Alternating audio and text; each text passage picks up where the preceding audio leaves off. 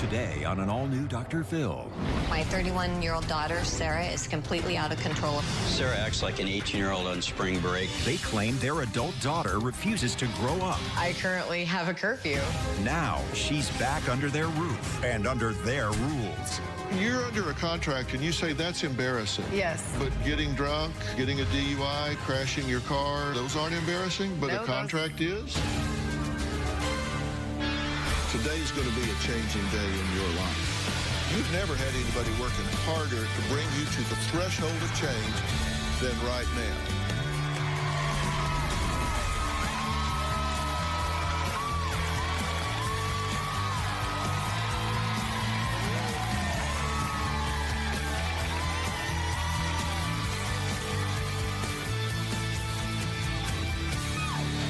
Well, 12 years ago, Sarah says she gave birth to a baby girl, and then 2 years later had a baby boy.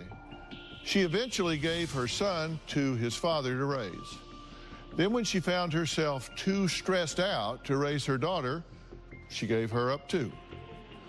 Now her parents, Tracy and Brett, say they wonder how their daughter could just give up on motherhood. My 31-year-old daughter, Sarah, is completely out of control. Sarah needs to grow up and act like an adult. I see her on an emotional roller coaster. Sarah is selfish, self-centered, self-destructive. When Sarah was 19, she got pregnant and had a little girl. About a year later, Sarah got pregnant again with a different boyfriend and had a little boy. It was overwhelming having 2 children because I was a child myself. It was definitely a lot to handle, so I moved back in with my parents. Sarah paid a lot of attention to her daughter. Sarah constantly yelled and berated our grandson. I came home from work one day and found that my grandson was gone. Sarah sent her 8-month-old son to live with his father. Then Sarah moved out and was raising her daughter on her own.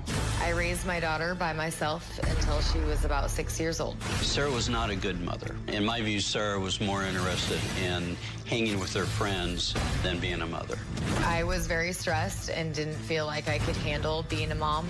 We offered to help Sarah with parenting classes, and she refused. What she did was ask me to finish raising her daughter. Without hesitation, we got full legal custody and brought our granddaughter home to live with us. We raised our granddaughter for about 2 years. We felt our granddaughter should be with her baby brother. I was very happy to know that my daughter and son were together and being raised together. Now her daughter's 12 years old and her son is 10. Sarah occasionally speaks with her daughter and acts like her son just doesn't even exist. The mother in me wants to know why she has no emotional connection with her children. What mother just abandons her children? How can a mother just not care? Well, so Sarah was overwhelmed, and so now she's free from any parenting responsibilities. So how does she spend her time? Well, Tracy and Brett said she's actually partying a lot and living a girls gone wild lifestyle, not befitting a mother and doing nothing to get back to where she needs to be. Ever since Sarah's children have been out of her life, Sarah's life has just spiraled out of control. Sarah acts like an 18-year-old on spring break that never ends.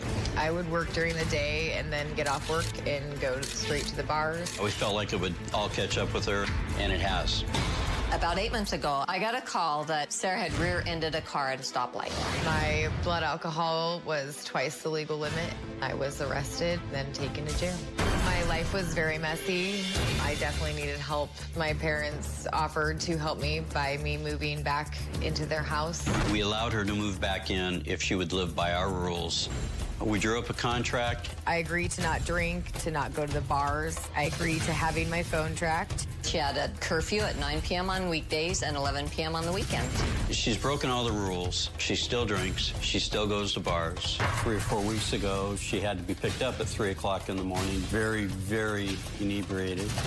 Sarah's mooch and doesn't contribute anything. In Sarah's eyes, she doesn't believe she has any issues and there's nothing wrong. In my contract, it says that I'm supposed to reach out to my family if I need them. So that's what I did. And you feel like you're being punished for reaching out. I'm at the end of my rope. Enough is enough. Are you surprised that this happened? Did you raise her in a way that you expected this?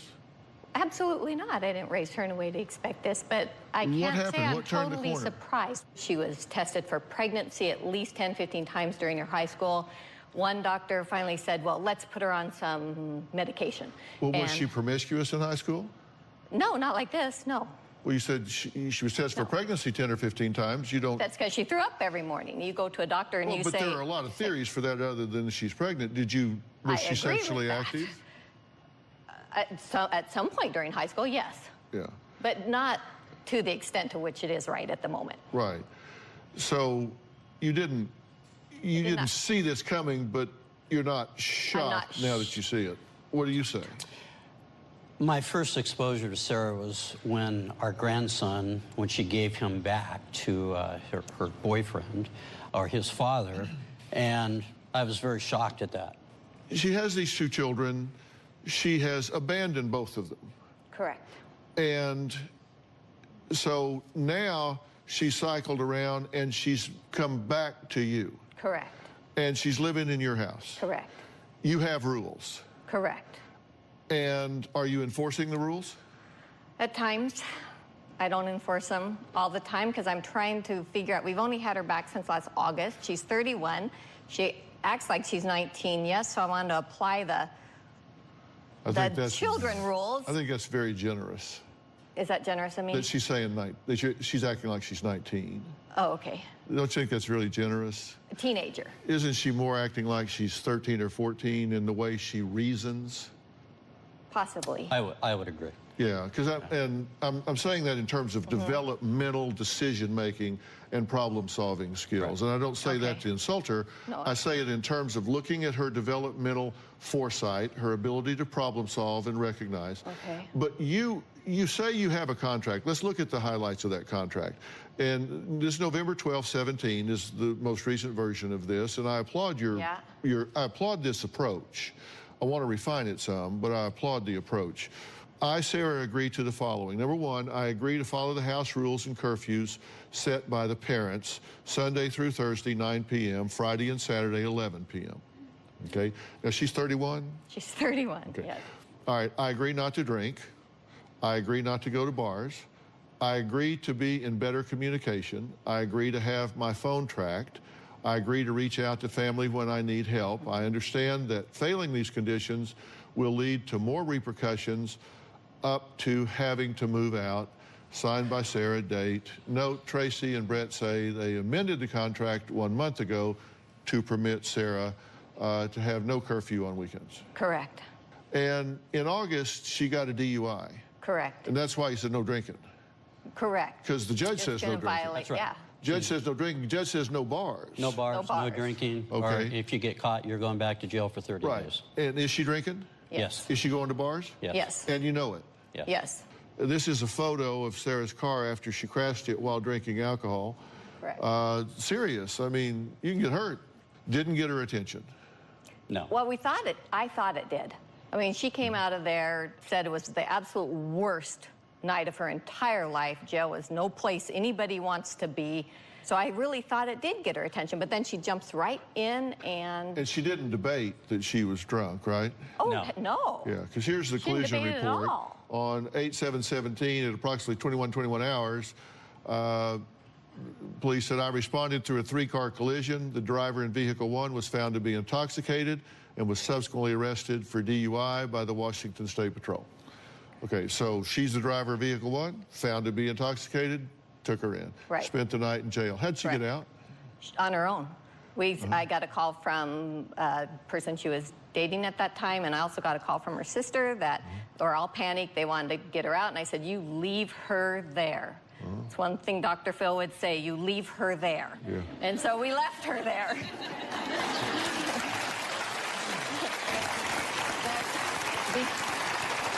Good to know your TV's working.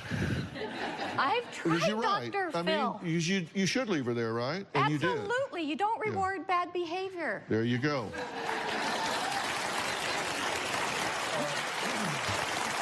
I knew you left her there. That's why I asked you, because I applaud the approach of the contract. I applaud you leaving her there. You guys are doing some right things, but you're dealing with some limited resources on her part, and we're going to talk about that. Now, Sarah's here. We're talking about her, and she is here. She says she cannot take any more of her mother's controlling and overbearing attitude. I am controlling. Well, you're not enough. We'll talk to Sarah when we come back.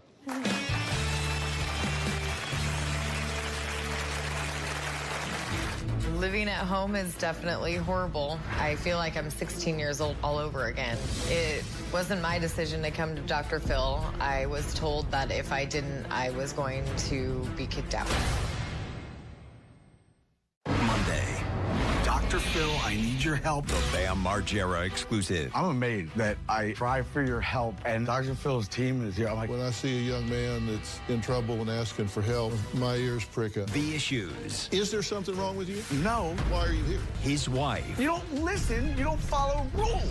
You've been yelling at her. You do this, you do that, you do this. That's just purely abusive. A Dr. Phil exclusive. Then on Wednesday, parents gone wild. Those are my children! What got you so upset? I was really mad. The school, when they saw this, went on lockdown. That's Wednesday. I feel like when it comes to my daughter, Sarah, she puts on an act. Sarah's a fool if she doesn't understand that we know that nothing's really changed. She's walking a real tightrope. Her parole says that she cannot be in a bar, she cannot be drinking, and at some point she will get caught and she'll be back in jail. If you ask me, my daughter Sarah's just asking for trouble.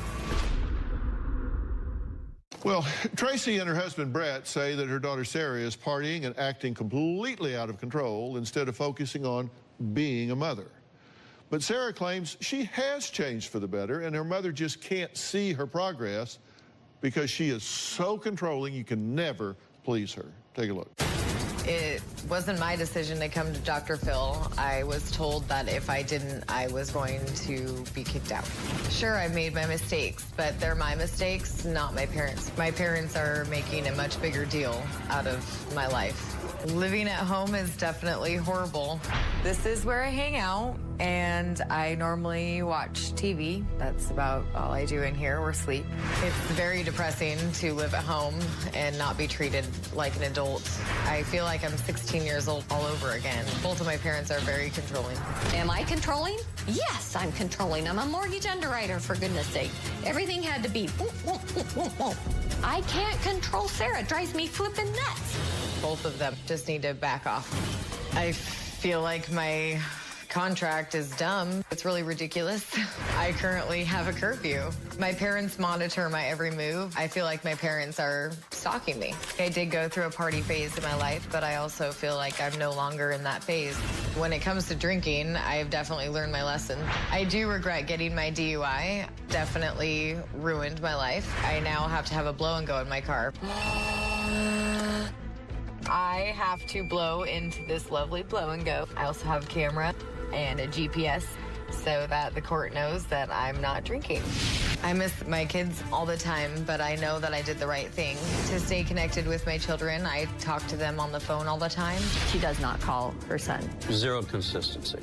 When it comes to my parents, they need to realize that I'm not the only one with issues and that they need to not judge me so much. You're under a contract and you say that's embarrassing. Yes.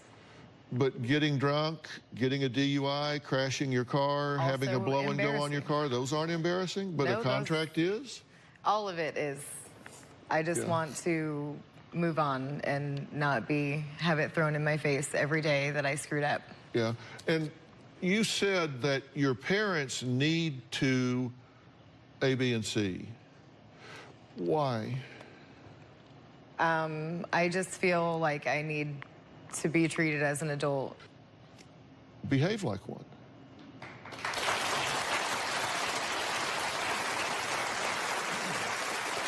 If you engage your parents, adult to adult, then I'm not saying I don't need to shake her up a little to get her to see you differently when you behave differently, because she might have a fixed view of you. I realize that, and I'll get to her in a minute. But isn't the fact that you're in trouble with the court, they say do not drink, do not go to bars, you're still drinking, you're still going to bars, you're behaving in a reckless, immature, childish manner, and you say, I need to be treated like an adult. Is that a reasonable expectation to be reciprocated in an adult fashion? I feel like I've come a long ways from what I was. That wasn't the question. Oh. The question was, are you behaving in a responsible adult manner? Maybe not every day, no. Okay. So maybe you should be treated the way you behave when you behave the way you behave, and it's on again, off again. Right. Okay. What do you think about what I'm saying? Well, that's a challenge. What you just said there was on again, off again. Right. When she's acting, doing things we don't care for, going to bars, partying, and we put the strict controls on, then she is good for a while, so we pull back, rewarding her for following the rules and staying good, and then we swing back. And Why so did you change the contract? What did she do to earn canceling curfews on the weekends? But she had done quite well for a while. And we're trying to find a way What would define quite well? She wasn't going out and partying No. for... Can I jump in? Please. No, the reason it was changed is because it was easier to deal with her by letting her have a little more rope to see if maybe that would help her come in line, because we were trying multiple things. But the week before, she had stayed out all night long, and it took multiple calls to get her to answer. Yeah, because I got a timeline of events here, and it got down to the point was call me in 30 minutes or you're out on your ass. That's right. I made that call. And that's when she said, okay, I respond, and I'm coming home. That's right. Is that what you mean? She's doing better? No. And on the heels of that, you say, okay, we'll cancel the curfews. Yeah. Coming up, we're going to meet Sarah's stepsister, Heather, who says it's time for their family to finally address Sarah's secret behavior. We'll be right back.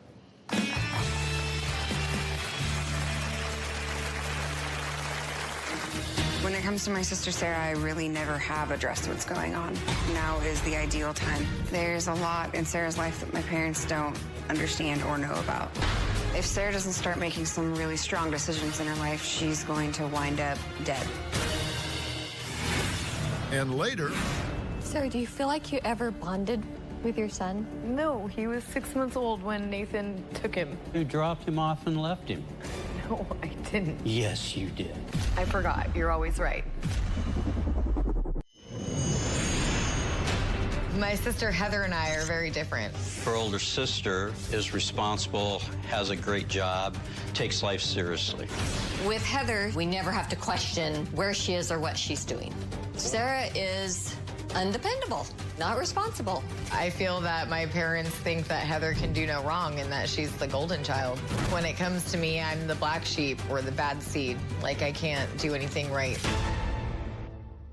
Well, Tracy and her husband, Brett, say they believe their 31-year-old daughter, Sarah, is still breaking her probation by continuing to go to bars and drink excessively. Tracy and Brett claim they get a lot of their information about Sarah from her stepsister, Heather. So here's what she has to say. Sarah's very selfish, very cranky, very entitled. The way that my parents handle Sarah is a disaster. We all would rather let her get away with things than deal with her drama. There's a lot in Sarah's life that my parents don't understand or know about. Sarah's not supposed to be going out to the bars, but she does at least once a week. My sister Sarah does tell me about the guys she goes on dates with. Sarah likes hanging out with bad boys and ex-convicts. Sarah and I have a code word that she can text me. Sarah would send me, "I can't feed the dogs tonight," if she's ever in trouble and I need to come get her. A few weeks ago, 4 o'clock in the morning, I got a text from her. She just kept repeating over and over our code word, "Can you feed the dogs?" I just knew we needed to get to her as fast as we could. We rushed to the location on her phone. Sarah was completely inebriated. She could hardly talk to us. She slumped over on a curb. If Sarah doesn't start making some really strong decisions in her life, she's going to wind up dead. Well, Heather, thanks for being here. Thank you. So you give information to your parents about Sarah, and you don't feel like you're narking on her. You don't feel like you're ratting her out because you think you're protecting her. If there's something where I feel like she's really gone overboard, I will talk to them about it. Is her concern right? Of Are you a course. danger to yourself? Sometimes, yeah. No one's perfect. Yeah, no. Everybody doesn't have children and drop them off.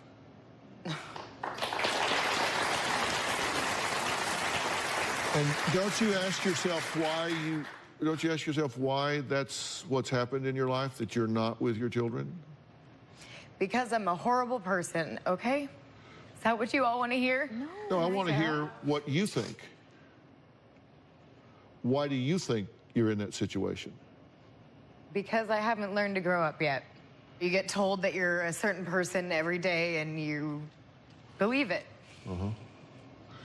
You said you think that your emotional age is 13. No, I didn't. You went through a series of questions that, with your answers, you say you want what you want when you want it. You don't think you should be held to a standard of an adult. You don't think that consequences should apply to you. These are all of the things that say, I'm 13 in emotional age. I guess I'm 13 then. I'm not saying you're 13. I'm saying your problem-solving skills have been arrested. Do you think that is because of drugs? Do you think it's because of alcohol? It's probably a combination of all of it. Because when you start doing drugs and alcohol, your emotional development arrests at that point. You continue chronologically to grow. You even continue intellectually to grow. But emotionally, it arrests at that point because of the effects on your neurotransmitters, your pleasure centers. The maturation process stops. It's not voluntary on your part. It just happens in the brain. And nobody's talked to you about that before. No. Do you have a relationship with your children? Yeah. Who are you closest to, daughter or son? Daughter. How often do you see her?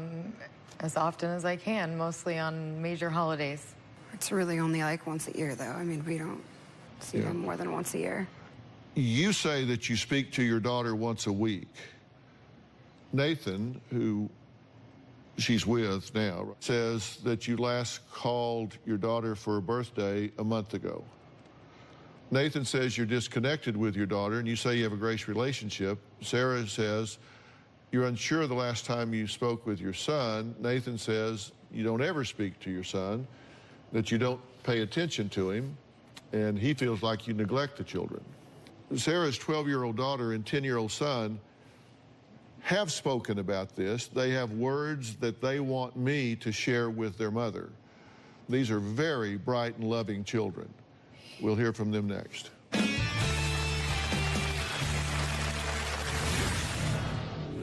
You were my hero. In my mind, you were my super mom. I want to be a good mom. What are you willing to do that? 2 weeks ago, you were blackout drunk.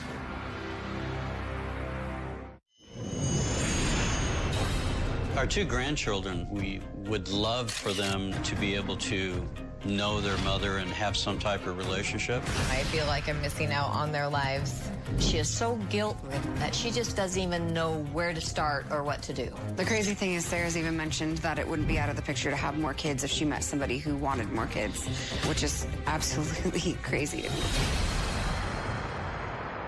Well, Tracy and Brett say their 31-year-old daughter, Sarah, is out partying and meeting men on dating websites such as Tinder rather than taking care of her two young children.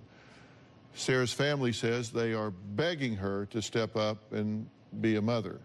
I wanted to hear from the children. We haven't spoken to the children, but we have excerpts from letters written to the children. And this is a letter from Sarah's daughter that was written on March 28th, 2018. And I want to share this with you. It says, Mom, ever since I moved in with Grandma and Papa, I have wondered why I'm here and not there. Why I'm living with my grandparents and step-family and not you.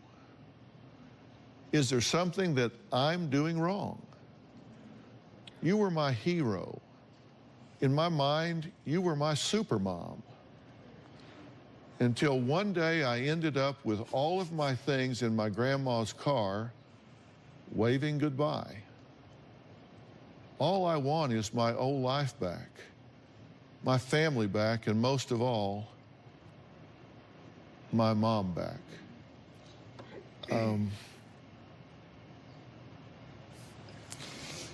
What do you think about that? It hurts. It hurts a lot.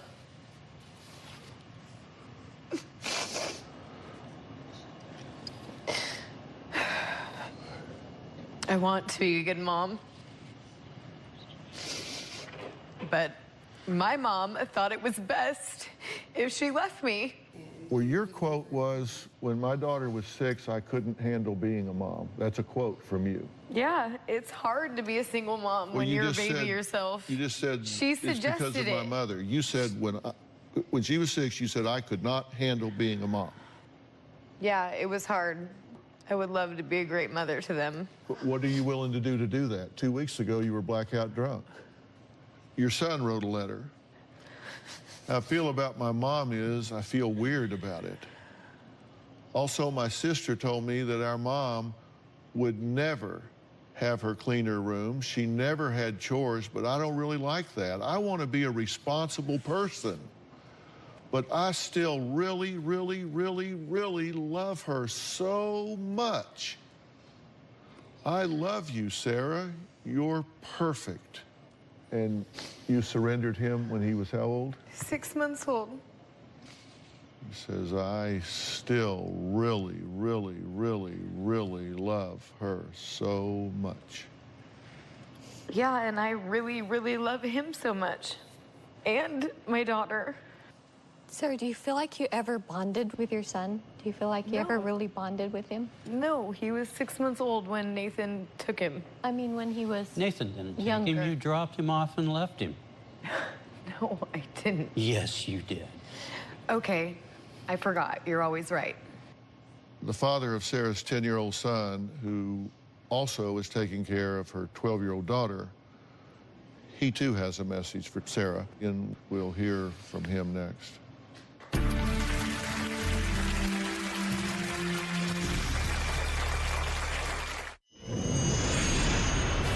When it comes to Sarah, we are strict and overbearing. If there weren't so many rules, I probably wouldn't give him as much of a hard time as I do. We did feel that we were a little too strict on her. So we amended verbally her contract to try to show Sarah that we could trust her a little more. Do I feel like as Sarah's mom, I enable her? Absolutely. I want to know what we're doing wrong here and why she continues to act out.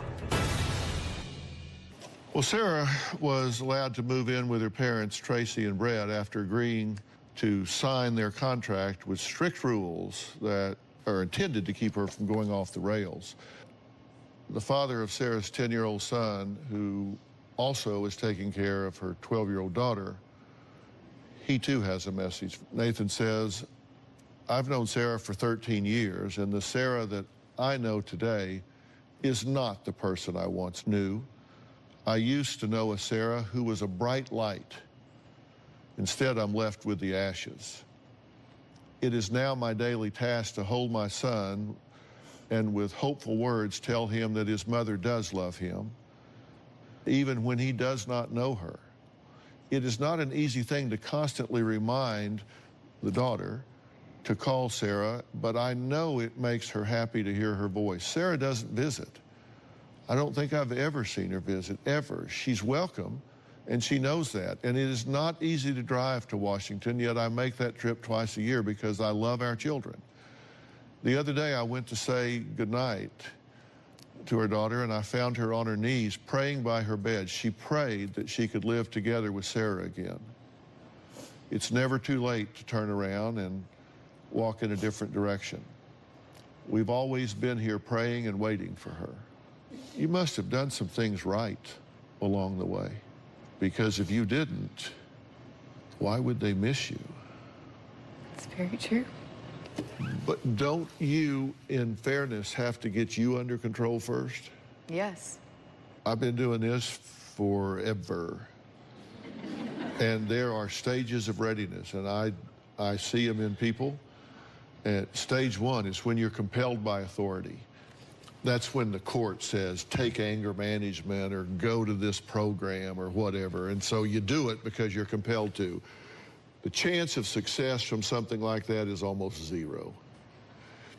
Stage two is when you do it just to escape criticism. All right, I'll do this to get people off my back. Stage three is when you're intellectually motivated. You know in your head You don't need somebody to tell you. You know in your head, I need to do this. And stage 4 is when you are mentally and emotionally desperate to escape your circumstance. It is when you are at a point where you say, I will not take this from myself for another second, of another minute, of another hour, of another day will I accept this from myself. That's when you will make a change, and not 1 second sooner. People talk about hitting rock bottom, rock bottom, schmuck bottom. You change when you are so sick of it, you won't take that from yourself anymore. That's when you'll change and not before. And that's what I'm looking for.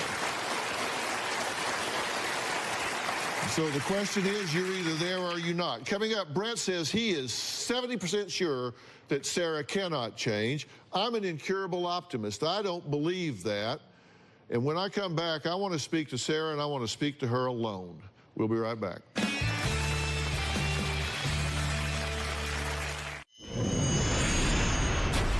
My 31-year-old daughter acts like a teenager, and my fear is, what's next? If I had the money right now, I would go out and get my own place. I don't believe Sarah could live on her own, and she would very quickly come off the rails. With Sarah, she has no aspirations of what she wants to do with her life. I'm about 70% sure that she can't or won't change. Well, I have asked everyone to excuse us except for Sarah. You know it as well as I do. You don't want this. No. You're hopping around trying to fill a void with guys and drinking. You're self-medicating with alcohol. You're not drinking to have a good time. You're drinking to numb yourself, right? Yeah. I want to change. I want to make my parents proud. I want to make my kids proud. I want to make me proud. You want to know how you get out? Yes. Number 1, you're not alone. I'm here to help you. Thank you. Seriously, I'm here to help you. Miles, come up here, will you?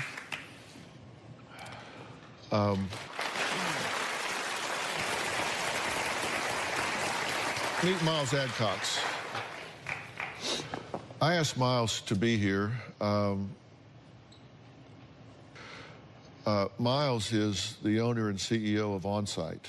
They're the worldwide leader in really intensive workshops for people that have really run their lives off in the ditch, people that have been through trauma, people that have really gotten so stuck that their wheels are just spinning and they don't know how to get out of there.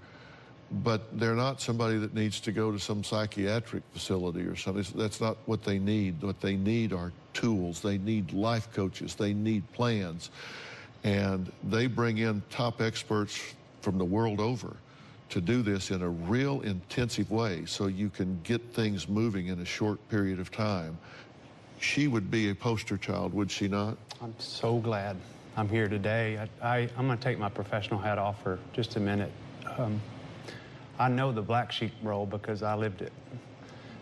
There was a time in my life where I was walking down a road and made some bad decisions. I've turned it around. Not only have I turned it around professionally for 15+ years and helping other people do the same, but I'm a good dad, I'm a good husband, I'm a good son today. I'm proud of all those. And I see in you that you can do the same. And I don't think you need a 180-degree shift. Like you said, I think you need 2 degrees because 2 degrees over time goes like this. What I want to do is stand up, Anthony. This is another member of our team, Anthony Haskins. He's our resource director. And what I want you to do is I want you to work with her if she's willing, and if she's not, then she's on her own. But what I want you to do is I want her to have an AA sponsor. I want her to do 30 meetings in 30 days. I want her to have a counselor that she meets with because I want her to work on her self-worth and self-esteem with a professional. I want her to have a quality parenting class. And if those things are done in 30 days, then I want to book a flight and I will fly you to Nashville for him to put together a customized program of workshops that are necessary for you to hit the reset button and get your life on track in a really meaningful way, with the end product to be for her to come out of there with a life coach and a plan to get these children reintegrated into her life and get a career underway where she can take care of these children. Can we do that? I can do that. Are you willing to do this? Yes. So should Tracy and Brett back off and stop trying to live Sarah's life for her? I'm going to tell them what I think when they rejoin us on stage. I have asked Tracy, Brett, and Heather to rejoin us. You guys have been listening to what we're talking about here. Does this make sense to you guys, what I'm talking about here? Absolutely. Yes. There's another piece to this puzzle. I want to add one more person to this conversation, Dr. Frank Lawless. He is the chairman of the Dr. Phil Show Advisory Board and co-founder of the Lawless PvP and P Center. Dr. Lawless is author of Mending the Broken Bond. It's the 90-day answer to developing a loving relationship with your child. And Dr. Lawless is joining us via Polycom. I know you and I have discussed this situation in detail, and I've gone forward with what we've talked about here. And we've also talked about what needs to happen in terms of the family planning with this overall constellation. You have some things to say about that, correct? Absolutely. It's important, and it may sound strange, but the parents' job as being parents is over. The next part of being a parent is being a coach, being a cheerleader, and basically working out positive results based on an interaction among all of them, so that they become a part of the solutions rather than part of the problem. And right now, they're trying to be the triggers. They're trying to be the alarm clock to get her up. They're trying to be the gatekeeper to get her home. They're trying to do the things that they shouldn't need to be doing for a 31-year-old at this point. And it's not working. She's either going to have to take this on or she's not, correct? That's absolutely right, and it is a challenge because of her low self-concept and her lack of feeling competent to do these things. I think the idea that you and I talked about is getting a family therapist that can work with the family unit as a whole. Absolutely. Everybody has to change. So we're bringing resources to this whole thing. They're going to work just as hard as you are while you're working on it, and hopefully we can all arrive at the same place at the same time. Fair enough? Sounds good. Yes, Fair enough. that's okay. awesome. All right, Dr. Lawless, thank you very much. I want to thank all of my guests today. A special thanks to Miles Adcox and Onsite for offering to help Sarah. I trust that she's going to do all of the steps to get there. Also, a big thanks to Dr. Frank Lawless and the P&P Center. We'll see you next time.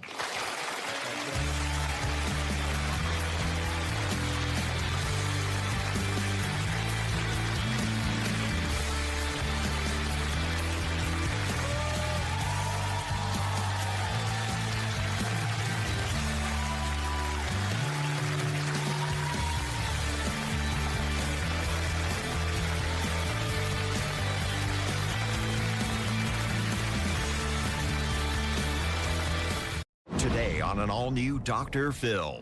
He's torn between two Britneys. He has nicknamed both Britneys in his life B1 and B2. You can't make this up.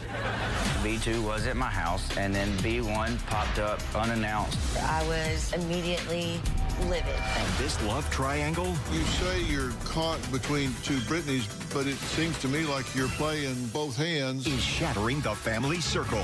Let me tell you something, little lady. Shut your mouth. You won't speak to me that way. I'm 60 years old and I'm a grown adult. You're a grown adult. Act like one. Okay, time out, time out. I'm a little confused why both of you sit around waiting for him to decide what's going to happen in your life. Today's going to be a changing day in your life. You've never had anybody working harder to bring you to the threshold of change than right now.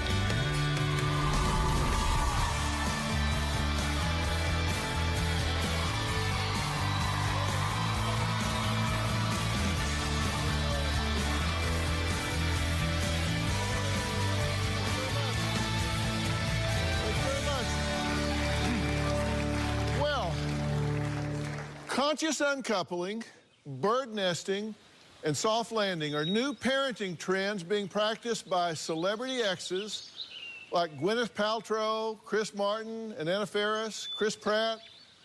These former couples are setting aside their differences for the sake of their children. That's not the case with today's guest, who say such Hollywood terms just don't fly in real life, not with real people. Brittany uses words like toxic, abusive, violent to describe her relationship with her ex-husband, Jeremy, whom she says uses their 3 children against her.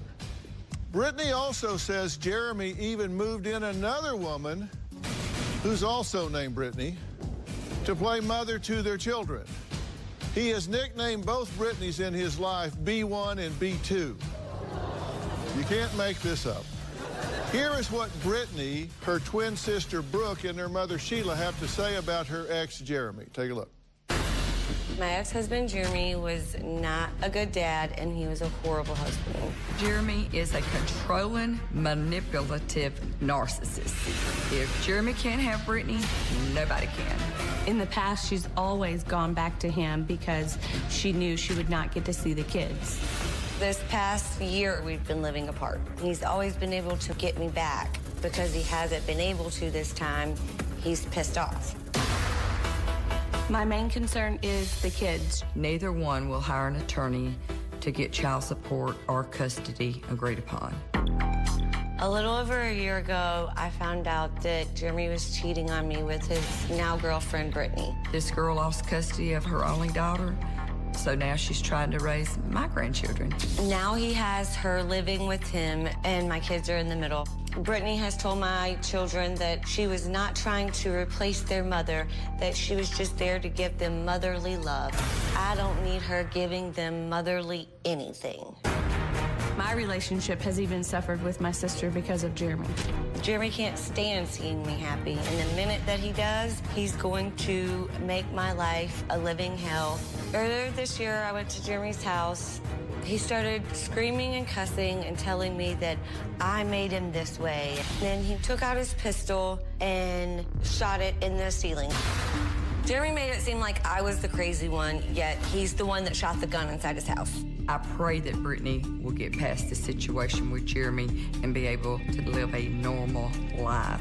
If we can't get along and co-parent, then Jeremy is going to get the kids to choose him. Jeremy has brainwashed the middle child, and she doesn't even want a relationship with her mother. They haven't fixed anything in 18 years, and without any legal documentation, they're not going to fix anything on their own. Okay, I'm glad y'all are here because this sounds like a mess, and definitely there are children involved here, caught in the crossfire, right? Yes, sir. That's your concern. Yes. Above everything else. So why is this happening? Why are you involved in this? Jeremy and I were high school sweethearts, and, you know, we had a child when I was 17. Okay, and how did it happen? I mean, I know how it happened. I mean, do you want me to explain? Don't want the details. I mean, it was just like, it wasn't like a first date, was it? No. It was prom night. Oh, it was prom night. Okay. And how did it go? How did the relationship go after you had the first child? He was a very absent father. So you have a baby that you didn't plan, and he's absent, and you had 2 more. They got a divorce. We got a divorce, and we were separated for about 1.5 years. Oh, my God. And then you came back and had 2 more. Jeremy ruins any happiness for Brittany. If she dated anybody or if he thought she might remotely be getting involved with someone and having a healthy relationship, he immediately gonna do something to sabotage it. Okay, that's your victim story? No, that's the truth. Jeremy is he's very controlling. He's always made me feel like that I can't and won't be anything without him. Okay, His so that is words your victim are story. That's what I wanted to know. useless, worthless, and of no benefit. So she's letting him control her. Mm-hmm. And you see it. Mm-hmm. And you see it. So Sheila, what has Jeremy done in the past year to keep tabs on your daughter? Because Brooke's saying that if she starts getting off getting healthy, getting her feet under her, that he swoops in. What's he done to keep tabs on her? Well, other than going by her house, going at night after she's went to bed and seeing if he could go out by the window and listen to her conversations. She was dating a guy in Louisiana. He drove down there in the middle of the night, and twice. The second time, he got one of the children and took her and did not tell Brittany. So Brittany wakes up the next morning and doesn't know where her daughter is. Y'all know about parental abduction, right? Where we live, they don't go by that. When they were out of school for 17 days, the law did nothing to him. He dumped your furniture into the yard. Into my yard. My neighbors called me and said, you have a couch and a bunch of furniture in your yard. And I'm in a $600,000 house, and, you know, it looked good. When things don't go his way, or I couldn't tell you how many times he's changed the locks on the doors and put all of my clothes and shoes and everything out on the front porch. Okay, so what's your relationship with him now? I don't really speak to him. Are you in and out of a relationship with him? In the past, have we been? Yeah. Have I recently? No.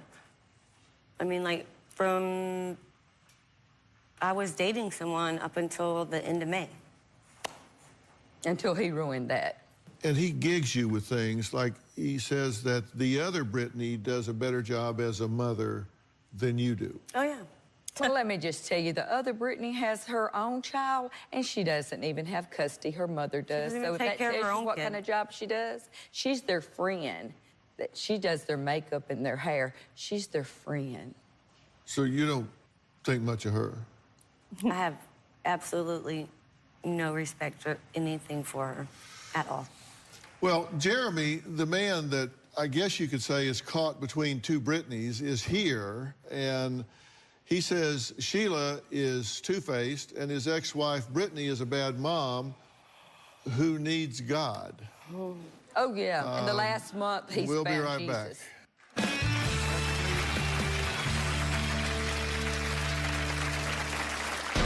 B1 never makes an adult attempt to get the kids from me. B2 is currently staying with us most of the time. She's the honeybee of the hole. B1 raised 9 kinds of hell in front of our daughter. It turned into B1 banging her own face on the concrete. Monday. I think that wealthy people can get away with anything. I intentionally murdered my wife. Not only is Robert saying he killed his wife, he's bragging he can get away with it because he comes from money. You think just because you got money, you can go kill somebody? The police, they don't like to bring anything big against me. So did you or did you not murder your wife? That's Monday. Then on Tuesday. She says her mother absolutely ruined her wedding. That's the first time I heard of that. You're exchanging your vows, and your mother did what? Woo! Thank you, Jesus. Thank you, Jesus. That's Tuesday. Last year, Jeremy was trying to get rid of me and to get me to leave. He knows that the one way to really get to me is to say something bad about me as a mom. So I hit the bill of his hat and knocked it off his head. And when I did that, he stood up and put his hands around my neck and looked me dead in my eyes and said, I will choke you to death. Well, Jeremy says his ex-wife, Brittany, whom he calls B1 to avoid mixing her up with his on-again, off-again girlfriend, Brittany, whom he calls B2, failed as a wife. He says B2 is a better housekeeper and a great stepmother. Take a look. Right now, I feel like I'm caught between two Brittany's. At this point, B1 is ignoring me and will not currently talk to me about our parenting situation at all. Brittany was never taught how to be a good mother because her mother, Sheila, never knew how to be a good mother. And now B1 has become a quitter. B1 has always been a liar. She says she's never had any help from me, but I have paid all of our bills and taken care of everything. B1 never makes an adult attempt to get the kids from me. B2 is currently staying with us most of the time. She's the honeybee of the hole. She keeps it clean, she keeps it together, and you got to keep some glue on there for it to stick. I will say with B2 in the house right now, I do think it makes a good family unit. The kids are definitely tuned in, and we generally don't have any issues at the house that can't be resolved. One time, B1 insisted that she come over to my house to have a forceful conversation with my middle daughter. B1 raised 9 kinds of hell in front of our daughter. It turned into B1 banging her own face on the concrete. My mom, Sheila, has seen the surveillance video and does still continue to deny it happened. I have tried everything in my power to try to show B1 that we could possibly work things out. If she is done, she needs to tell me. I do know that B2 would love to be my wife, but I'm not fully over B1. If we can't find a way to work through our issues, I will be with B2. Well, Jeremy, you've been listening to what we've been talking about so far, right? Yes, sir. And you say you're caught between two Britneys, but it seems to me like you're playing both hands, so you have a soft place to fall, whichever works out. I'll put it like this, because I'm real and I'm honest. Miss Brittany has been fantastic to me. Wait, who's Miss Brittany? Miss Brittany is what we call her at our house. No, it isn't. You just Y'all said B2. call her B1 and B2. That's a lie. That's a lie. Wait, you wait. call her B1, Oh. and your mother calls her Wait a B1 and minute. B2. Both of you, He stop. just said B2 Both? is currently living with us. Stop. That's not true. Okay, we're going to get a lot of truth out. Yep. Yeah, I bet we do. Yeah, we are. So you say you're not over your ex-wife at this point. I have not completely let go of everything. He told me last week he would marry her today. You told somebody last week you've only been married 3 times, so you lied a whole lot. I can dig all the dirt out on you, baby. You're so funny. I am real You're funny. so funny. Real and truth What does that hurts. have to do With with your the children. kids? It's about your mentor and how you were raised and Well, what is acceptable. I'm trying to get the dance card here. So she lives with you. Yes, sir. Okay. She stays with me. But you told us that you're not completely over your feelings with your ex-wife.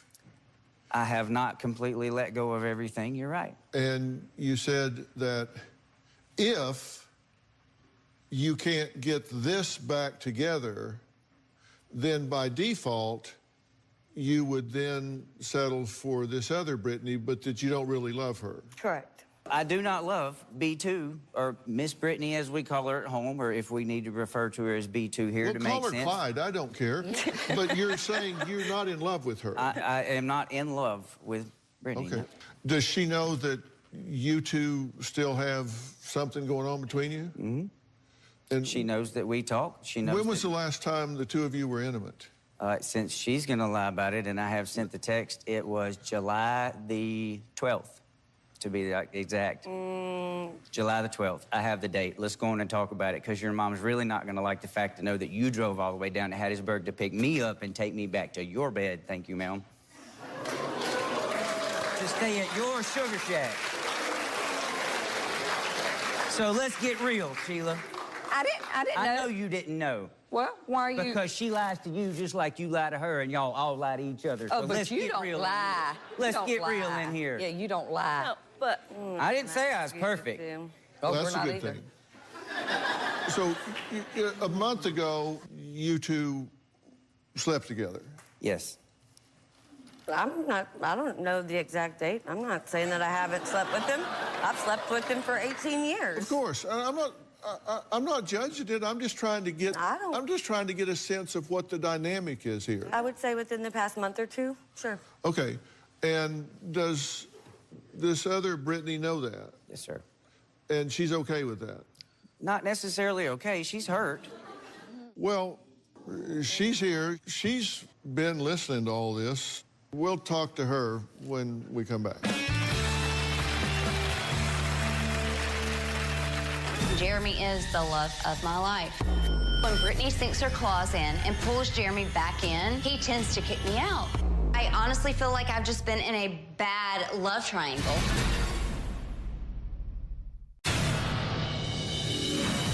This past January, Brittany did assault me. B2 was at my house, and then B1 popped up unannounced to surprise me in the shower. I was immediately livid because just the thought of her and to see her pisses me off. She came through that door, threw clothes at me. She started pulling my hair. She grabbed a hold of me, and she just started to slam me down into the concrete. A week after that, she accused me of stealing leather pants, makeup, and shoes, and the bitch even accused me of stealing 5 pair of her panties.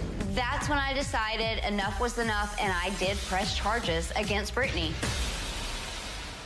Well, Brittany says she's always had a thing for her on-again, off-again boyfriend, Jeremy, since they were in high school. She says Jeremy was going to ask her to prom, but he took his now ex-wife, Brittany, instead. So when Jeremy reached out to her last year, she felt like it was her second chance at love. For the past year, I honestly feel like I've just been in a bad love triangle. Jeremy had already broken ties with Brittany when we started seeing each other. But when Brittany sinks her claws in and pulls Jeremy back in, he tends to kick me out. Then every time Jeremy reaches out to me, I come back. Jeremy is the love of my life. At this point, Brittany just needs to learn how to co-parent and just back off. Brittany and I are black and white as parents. Since the last school year, Brittany has rarely been involved in her kids' lives. Earlier this year, Seth came to live with us because he was so fed up with being the parent. Brittany honestly did not care what the kids did. A typical day at our house, I usually wake up, start breakfast, begin to pack the girls' lunches, get their bags packed, and he takes them to school. Early evening, we tend to get homework done. We cook dinner. It's bath, teeth brush, bedtime by 9 o'clock. Brittany asked their youngest child what I do with the kids, and that is none of Brittany's business. Jeremy gets bothered when I get angry or upset, because that's all that he ever dealt with whenever he was with Brittany. Right now, I feel like our life is in Brittany's hands, and I am not okay with that. You've been listening to everything we've been talking about so far. Yes. Anything you want to say, since you haven't had a chance to speak yet? I'll let you say anything you want to say to start with. Just some comments that were made by the opposing party that are not true. Yeah, well, what's that? One, information that they don't have a clue about in regards to my daughter. Uh-huh. Excuse me? Finish your story. If you got something to say, say it. Yeah, just spit it out. She was mumbling, not her. And do you have custody of her? Yes, I do. Uh-huh. She lives with her mom, though. She doesn't take care of her. Can we not do that? No, where does the child live? I'm speaking to him. I don't need you to comment. I'm a little confused why either or both of you seem to sit around waiting for him to decide what's going to happen in your life. Because he keeps the kids from me. And it's not that I let him. It's not that I let him. In all actuality, we both have said that to one another in the past. But you say he holds the children hostage. Mm-hmm. You two are divorced. Mm-hmm. And in that divorce, was there a custody agreement reached? Yes, but that does not apply to our situation anymore. At the time, they only had Seth, I believe. No, the last custody agreement that we have states that, which we don't even live in that house anymore, that the kids would stay in the home at all times, and that I would be with them for 1 week, and he would be with them for 1 week. Okay. And you don't have any custody understanding now? No. Why? Because, I mean, I don't have the money to keep paying lawyers to go to court. I'm having to pay for everything. He can get sports cars, but last week I had to spend money getting the school clothes. You doing and paying and for school what? shoes. Them kids been living with me for 6 months, and I ain't got a penny of child support. I ain't got a dollar. See, I will never pay you child support. I'm not your wife. Are you supposed to pay me child support? So why your daughter? You're not Why supposed is to your pay me daughter nothing. not paying him child support when he has been raising those children for 7 years? I don't think it's none of your damn business. You don't think it's none of my damn business whenever I'm in the house taking care of them? You don't even need to be there. Really? I don't need They to be need a there. mother because they never had But one. wait a minute. Just They're like she living- never had one. They're living You- in his house, but you're raising them? I didn't start raising them. I'm You half just paying. said that. Half raising them. Of course Oh, you now do. you're helping? Oh, you know when you shouldn't help? have, Jocelyn. Oh, no, I'll have her. I'm going to take her on a little vacation for a couple days. Do they call? Does she text? Does she check on those Let children? me tell you something, Go little ahead, lady. Sheila. Go ahead, Let me Sheila. tell you, well, just shut Go up ahead. and I will. Shut your mouth and Don't will you talk not to me like speak to me that. that way. You won't speak to me that way. I'm Right. 60 years old and I'm a grown adult. You're a grown adult. Act like one. Okay, Act like he one. told me I could take my Meaning- grandchildren. I'm talking. You told her to hush, so now you let me talk, lady. Meaning, stop lying. Shut up and listen to me. Excuse me? They're my grandchildren. They're my grandchildren. I asked to take them on one trip this summer. So did I get to take them? No, but he Which told was me I true. could. Which was true, and I registered for school. Well, good for you. I'm glad you're Okay, such a time out, good person. time out. I'm curious, Okay. knowing what you know, and knowing that you're kind of a spare, Brittany, why is that okay with you? Well, the statement that you made is not true. I just repeated what he said. Did you tell us that you don't love Brittany? I'm not in love with Brittany. Did you tell us that she kind of wormed her way into your house? There has been times that I have felt as if she doesn't want to leave. You understand what he's telling us? I'm just telling you so you know. He's telling us he's not in love with you. He's not over her, that you have wormed your way into the house, and so he's just letting you take care of the house and the kids, but that he has no intention of ever marrying you.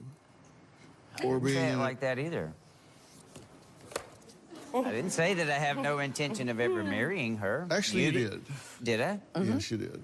Mind you, the text messages, the nude photos, even when she was with her previous boyfriend. Dude, I mean, do you want me to show you the nude photos he sent me? I'm not going to Bet you deny didn't know that I about haven't those? reached Deny out it. to you. Bet you didn't know about But that. you know what? I never sent trash like that to him once in my life. Care? And if that's all you've got to show is your boobs and I this don't kind of care. crap to try to wiggle him No. back in, No. I'm sorry, that's just low and trash. Okay, I'm sure there's plenty of husband and wives that... Guys, you're getting off point You have here. not been married in 10 Stop. years. You're You getting can off call me point here. whatever you want, Stop. but your opinion of me Stop.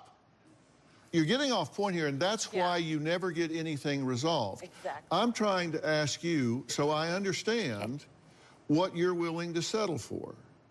What do you think that is? Apparently, you're willing to settle for being on standby. No, not anymore. He knows that I'm not playing this game anymore. My team put together a timeline to show all the back and forth between the two Britneys. We'll take a look at that when we come back.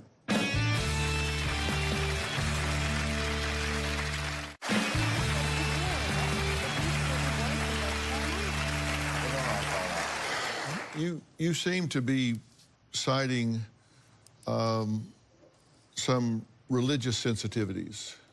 I do need a little bit more of Christ in my life, and I can assure you it would help somebody else too. Mm-hmm. Do you recall the passage that said that you are to love your wife as Christ loved the church? Yes, and to treat him like a queen, and she should treat her husband like a king. And right? when you take the children, a child away for 17 days, or the children, and you don't give information about that and create issues, do you feel like that's reasonable co-parenting? Is that honoring their mother? Is that a reasonable way to behave? Not at all, but there was definitely circumstances that stipulated up to the situation, and without custody papers, that we had something legal stating that we would share some custody. I was scared to let my children leave the state and not ever see them again. When we look at what the kids are through, I said we put together a timeline here. When we look at what the kids have been through, you know, there's two versions of this. According to Brittany, is above the timeline, and according to Brittany, the ex-wife, below the timeline. But in July of 18, you say you were living with Jeremy, and he suggests that you start looking for a place and you can work on the relationship. In August, you're living with Jeremy, and Brittany, you say you start seeing Jeremy because he says he's cut ties with his ex-wife. But yet there seems to be some overlap here. And then at the end of September, Jeremy changes locks, kicks you out, finds out that he's cheating, has a second phone number, moves in temporarily with your mother, and then the second week of October, Jeremy says he wants to get back with Brittany, his ex-wife. He tells you that. Yes. Okay.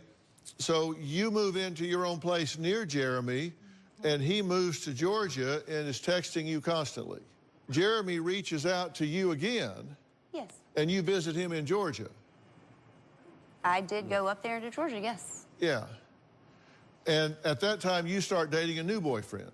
No, you back that new boyfriend up a little ways, because she lied, and that slipped in there back before, about October. So look on Bumble and all your dating sites that you advertise. Okay, to the world. then you moved to Georgia. You're a good investigator? Brittany, November 11th is Brittany, when I you moved to Georgia.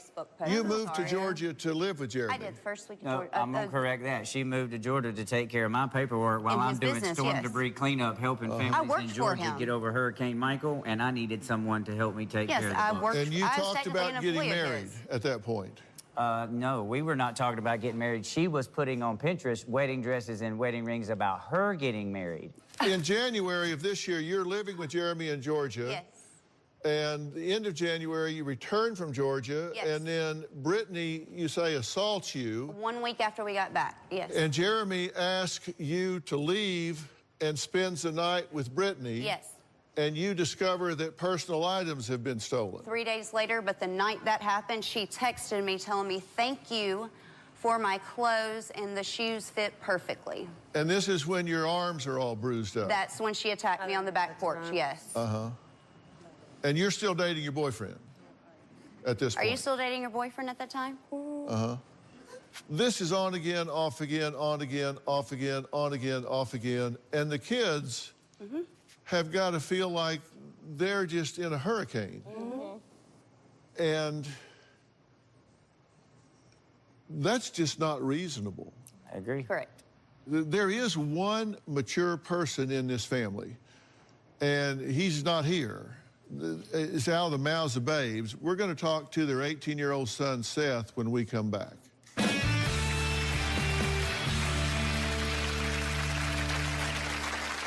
My mom and dad are toxic. They fought most every night. I had to be the protector for my sisters. My mom and dad are both guilty of being selfish. In 2013, Jeremy took the kids out of school without telling Brittany. For 17 days, I didn't know where my kids were, and no one was answering my calls. The truancy officer contacted him and told them if he did not have them in school, that they were going to be coming and arresting him. She had been threatening to take all 3 of our children and move out of state. At that time, there were no custody papers, so she can take off and run, and there's nothing I can do. Or I can hold them technically. Legally, you can't kidnap your own kids. Seth says his parents, Jeremy and Brittany, have a lot of bad blood between them based on their history of cheating on each other. Right now, my family situation is really messed up. My mom and dad are toxic and lie to each other all the time. I do not want my mom and dad to be together. They fought most every night. I had to be the protector for my sisters. I tried to shield them as much as I could. My mom and dad don't want to see each other succeed in anything. They both try and make it harder on each other. How do I make it harder on your dad? Because I can name many things that he does to make it harder for me. My mom and dad are both guilty of being selfish and putting their wants, needs over the family. I've been back at my mom's house for about a month now. I would like to go back to my dad's, but I would feel like I'd be hurting my mom if I left. This has put me in a position of pain, hurt, and confusion. My dad doesn't know how to be happy with my mom, and my dad doesn't know how to love B2. What hurts me is that B2 does everything that my dad could ever imagine needing. I hope my parents can be more adult about their relationship and learn how to put their kids over themselves. The first part with knowing you have a problem is admitting it, and that's their problem. They won't admit that it's themselves doing this to everyone. Well, Seth, thank you for being here. I'm sorry that you need to be. You've got 2 younger siblings. Yes, sir. 11 and 9. Yes, sir. And you're concerned about their experience in all this, right? I tried to do what I could, but, you know, I was young and experiencing them fight all the time. I would just do what I could to keep my sisters away. What do you hope happens? I hope that they both learn how to be better at communicating together and not trying to make it hard for each other, whether they see that they do or not, because, you know, if they wanted to be together, then they should. If they don't, they need to leave it alone. And, you know, they're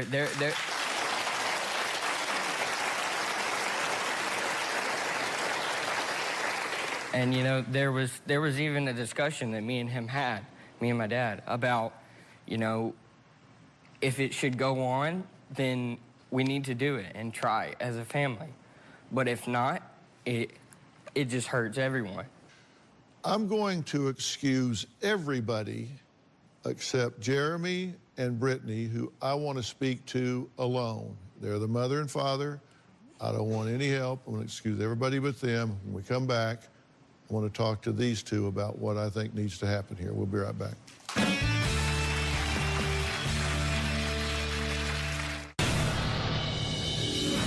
I really do hope me and Brittany can figure out some sort of co-parenting situation. Several years ago, we made a small attempt, I guess, at what you would call bird nesting. It wasn't very successful for us. It mainly comes back to a large issue of trust. Jeremy and I have also tried what they call soft landing. We lived 8 houses apart. I tried to still involve him in holidays and to do things with the kids, and he refused. If we weren't all together as a family and him and I together, then he wasn't going to do that because that was a lie. I'm not willing to try those things anymore because they don't work. I want to tell you why you're having so much trouble, if you'd like to know. You got divorced before you were ready.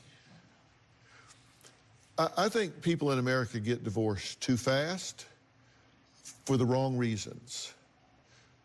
You're not ready to get divorced until you have 0 unfinished emotional business with each other. That's when you're ready to get divorced.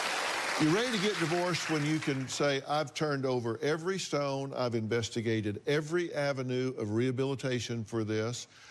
I don't have anger, I don't have bitterness, I don't have this unrequited love. I'm like neutral. And y'all never got there. You 2 need to decide, whatever we do, we're going to do it separately and privately. Keep that compartmentalized from your children. I agree. Our children deserve a hero in this situation to come in, and what I want is for you guys to leave here, go home, and those 2 children, the 11-year-old and 9-year-old, look at each other and say, something happened. Because all of a sudden, they seem calm. And it seems to be all about us instead of all about them. I want to ask a question. Please. Can you please teach me how to do that? Oh, hell Because yeah. that's why I'm here. You want your children to be able to walk into a room and come over and sit in your lap and not feel that they're betraying you. Absolutely. You want them to come over and give you a big hug and say, hey, and feel like they're not betraying you. And you've got to resolve that you will never speak ill of their father, that you will never speak ill of their mother.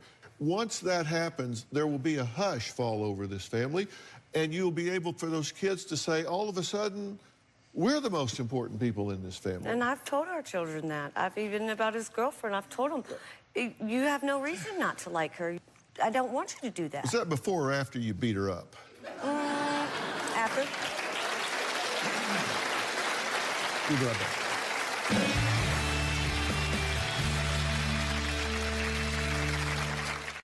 Joining us now is a dear friend of mine, Ann Margaret Carrozza. She is a family attorney who has experience dealing with feuding exes. Jeremy and Brittany, I think it's imperative that you guys come up with a co-parenting plan. That should be in writing, because when we put something in writing, it guards against faulty recollections or faulty expectations. All right, and Ann Margaret, talk about 2 or 3 of the items that would be listed in a co-parenting plan, just to give them an idea of the kind of things we're talking about. So what we want to do is avoid behavior that's going to unnecessarily inflame the other one. I would suggest avoiding social media posts with other boyfriends and girlfriends. I think that we need to agree with each other to never deprive the other one of contact with the children. Keep it civil. And you guys are going to be grandparents one day, and you have it within your control to make every special occasion for these kids miserable because they're afraid of how you're going to react, who's going to show up. Or you can put your feelings on the side. I'm not saying get over them. It's not that easy. Put them on the side, put a smile on your face, and be there for these kids. They deserve it. I'm going to get you guys a family counselor that will sit down with the 2 of you and walk you through a co-parenting plan. And y'all could do that. Mm-hmm. I think you're going to be surprised how much better this can get, how quick. I'm ready, brother. All right? I'm ready. Thank you so much. Thank you very much. All right. Thanks so much. I want to thank all my guests today, including attorney Ann Margaret Carrozza. She is author of Love and Money, Protecting Yourself from Angry Exes, Wacky Relatives, Con Artists, and Inner Demons. For more information about today's show, log on to drphil.com. You can follow me on Facebook, Twitter, Instagram, and don't forget to subscribe to my podcast, Fill in the Blanks. Thanks for being here.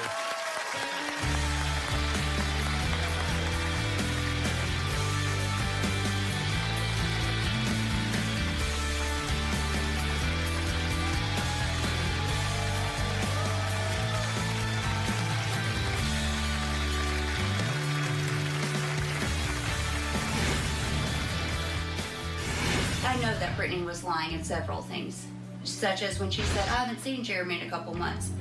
Yes, ma'am, you have. I feel like she's one-upped me since it has been made. As Phil put it, I'm the sparer. I didn't feel like there was any reason for her to be here.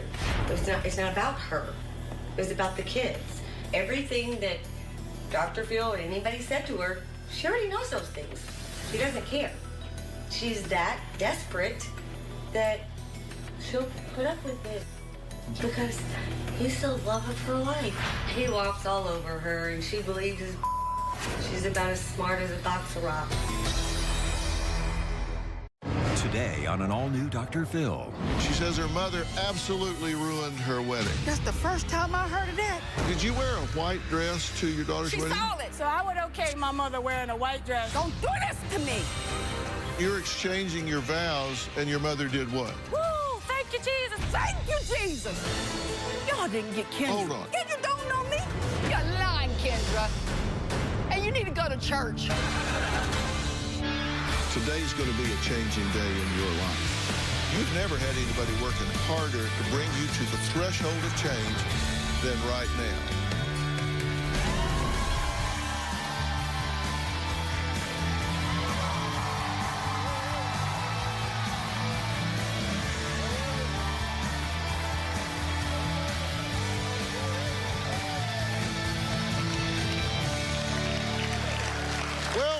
Here's something we don't see much on this platform, a happy, loving mother-daughter duo. Take a look.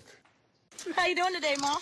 I'm doing great. This is her first time in years of overcoming her fears. How does it feel?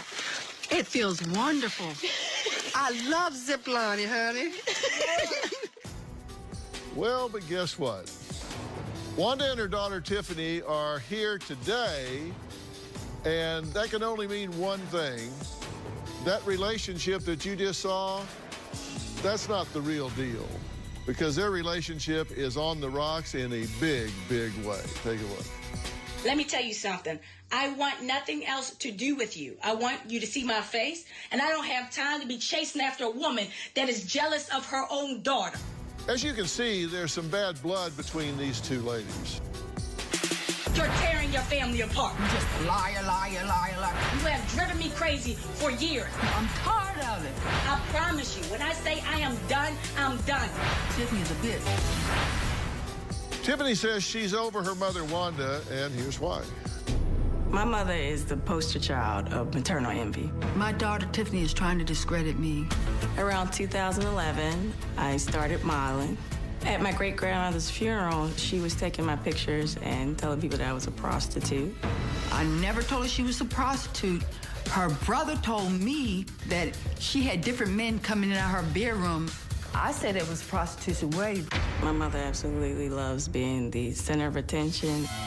My mother wore white on my wedding day. I would never try to upstage my own daughter at her wedding. I just want to be a mother and come in looking presentable. During our wedding, my mother decided to get up in the middle of the ceremony and start to sing. Tiffany had asked me to sing, and I got the Holy Spirit. It wasn't for attention. She drops the mic and she starts shouting, "Oh, thank you, Jesus. Oh, Jesus, thank you. Thank you. Oh!" And I had a little moment there. That was it. My mother's also a thief. While I was deployed in the Middle East, I had given my mother a power of attorney to take care of my affairs. While I had the power of attorney, I ran to the bank. Every time I would take money out, I let Tiffany know when she called from Dubai. June 19th, she took $800, $500, June 24th. On July 2nd, she took out $400. I wasn't gonna take a whole lot of money, but I counted it up. It was $2,000. I confronted my mother, and she completely denies taking money from my account. I hate to call her a liar, but that is a lie. Well, there's like two different pictures there from what we saw in the beginning and what we saw for the rest of the way. Yes, sir. This isn't a happy relationship. Not at all. It's not a healthy relationship. Not at all. It's not a tranquil relationship. No. So what is it? Toxic. Very Toxic? toxic relationship, indeed. Since when? I mean, you've been in this situation your whole life. Your first remembrances are how far back? What's the first remembrance you have as a child, the first memory? My first memory How old was, were you? I was around, as a child, around, I say about 12 or 13 at the time. You don't remember anything before 12? The time, nothing else before that. Really? Yeah. And what do you remember then? I recall my mother at the time is when I left. My dad and were together, and my mother had left because she had an affair. And she had left the family and whatnot. She came back. My father let her back in. There was some resentment on her end, my behalf. Because, towards you? Yes, towards me. Why do you think that is? Because I was always the alibi. So my mother would always take me with her. So I seen a lot of things that a lot of children shouldn't have She seen. would take you with her to go meet up with her? Yes. She would take you as cover? Yes. And you knew what was going on? Absolutely. Okay. And you said that she's also been very envious of you along the way. Yes. Why do you say that? I noticed. It wasn't until I was saved, Dr. Phil, around the time that I joined the service.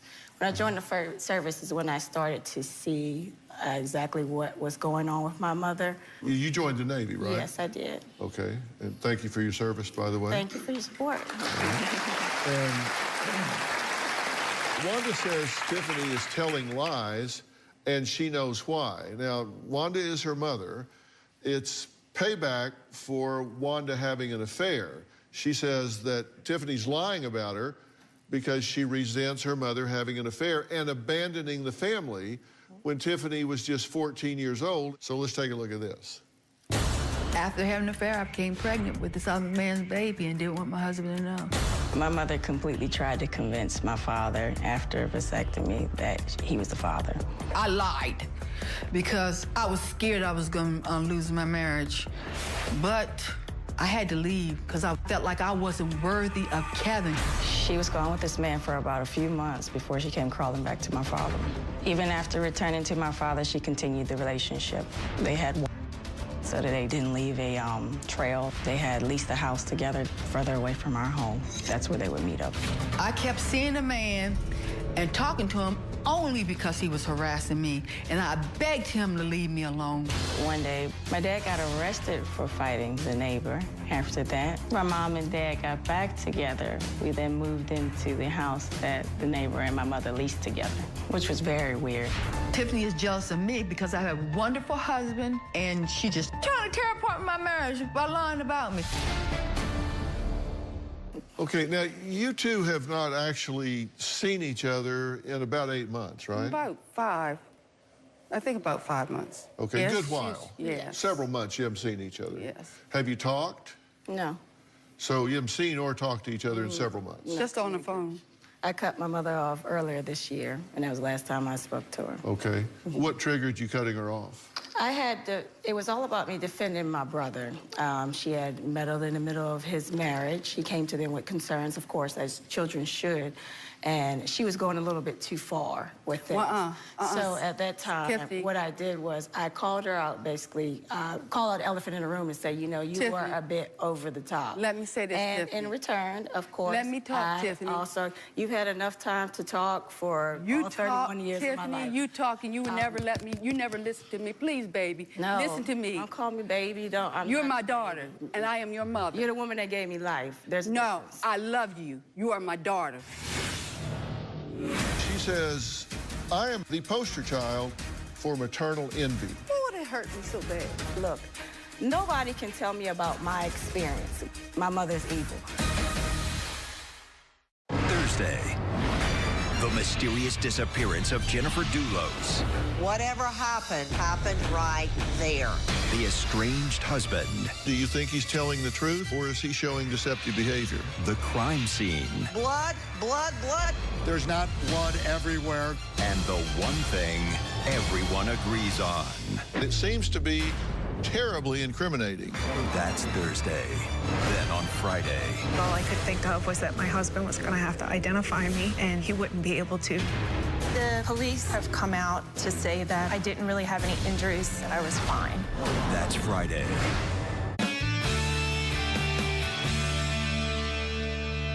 I got a really interesting email from Tiffany. I've gotten more than one from her. And the emails was really interesting. She says, I am the poster child for maternal envy. Oh, that hurt me so bad.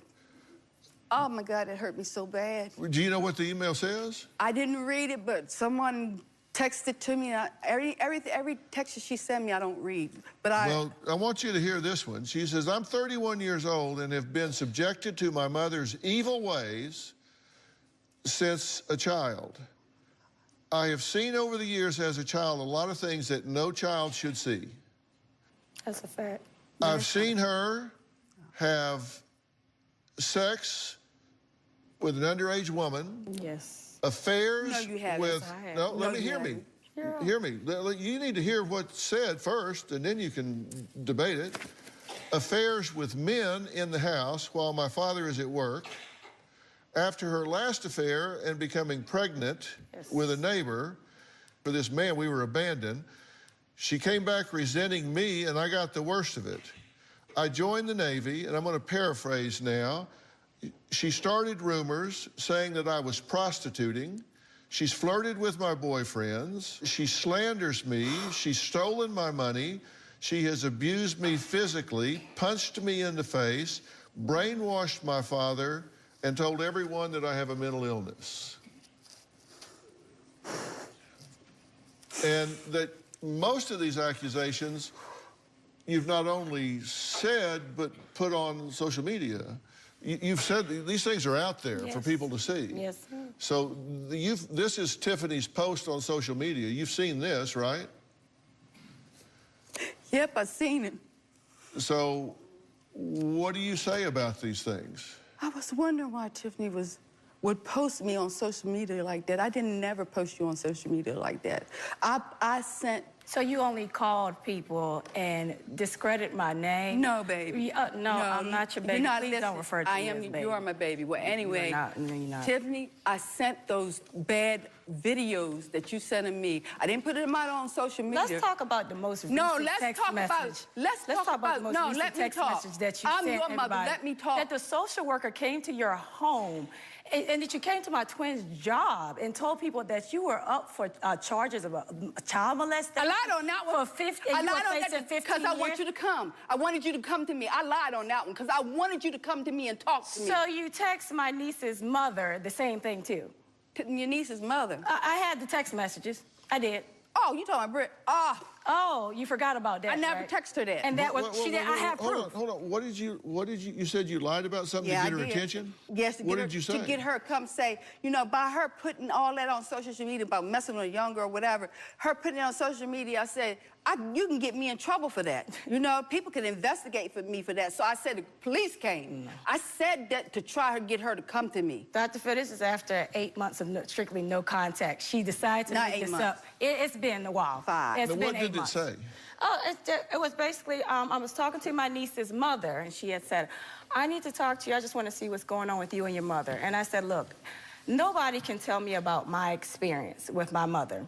I don't have to put out Exhibit A and Exhibit B to understand that my mother is evil. So I said, so what are you talking about? And I'm not an evil person. Let her answer. I asked her a question. Let her answer. Okay. So she showed me, she talked to me about what had been said. She said, you know, your mother basically went out to your brother's job. And my brother also told me about this, too. This is a day after he had already told me that. And what was said? And she said that basically that the social worker and the police department had came over to her house and for allegations of child molestation, and they told her that she was facing 15 years in jail. Okay. And so you said that. I tell y'all a lie on that. You know why? Because I used to work in an attorney's office, but I was trying to get y'all attention. Well, so what did you say? I said that you know, the police came around the house and they doing an investigation because of what she put out there on the social media. And that was a lie. And that was straight out lie because I wanted them to come. And that's 8 months after no contact. I mean, at what point in time does it stop? You had contact. You had contact. Had contact with you in when? May. Well, wait a minute. Why you put out that? Where did you put that lie? Nowhere. I didn't put it out nowhere. You didn't text my niece's sister? No. I mean, you didn't text my niece's mother? You got the text? I have the text message. I sent it to her. How did they know it if you didn't put it out there? I told Derek, and I called him to the car. Them. Yes, I called him to the car. Okay, all right, we got to take a break. When we come back, Wanda admits to cheating on her husband, but says there is a perfectly good reason why she did it. I got to hear this. We'll be right back.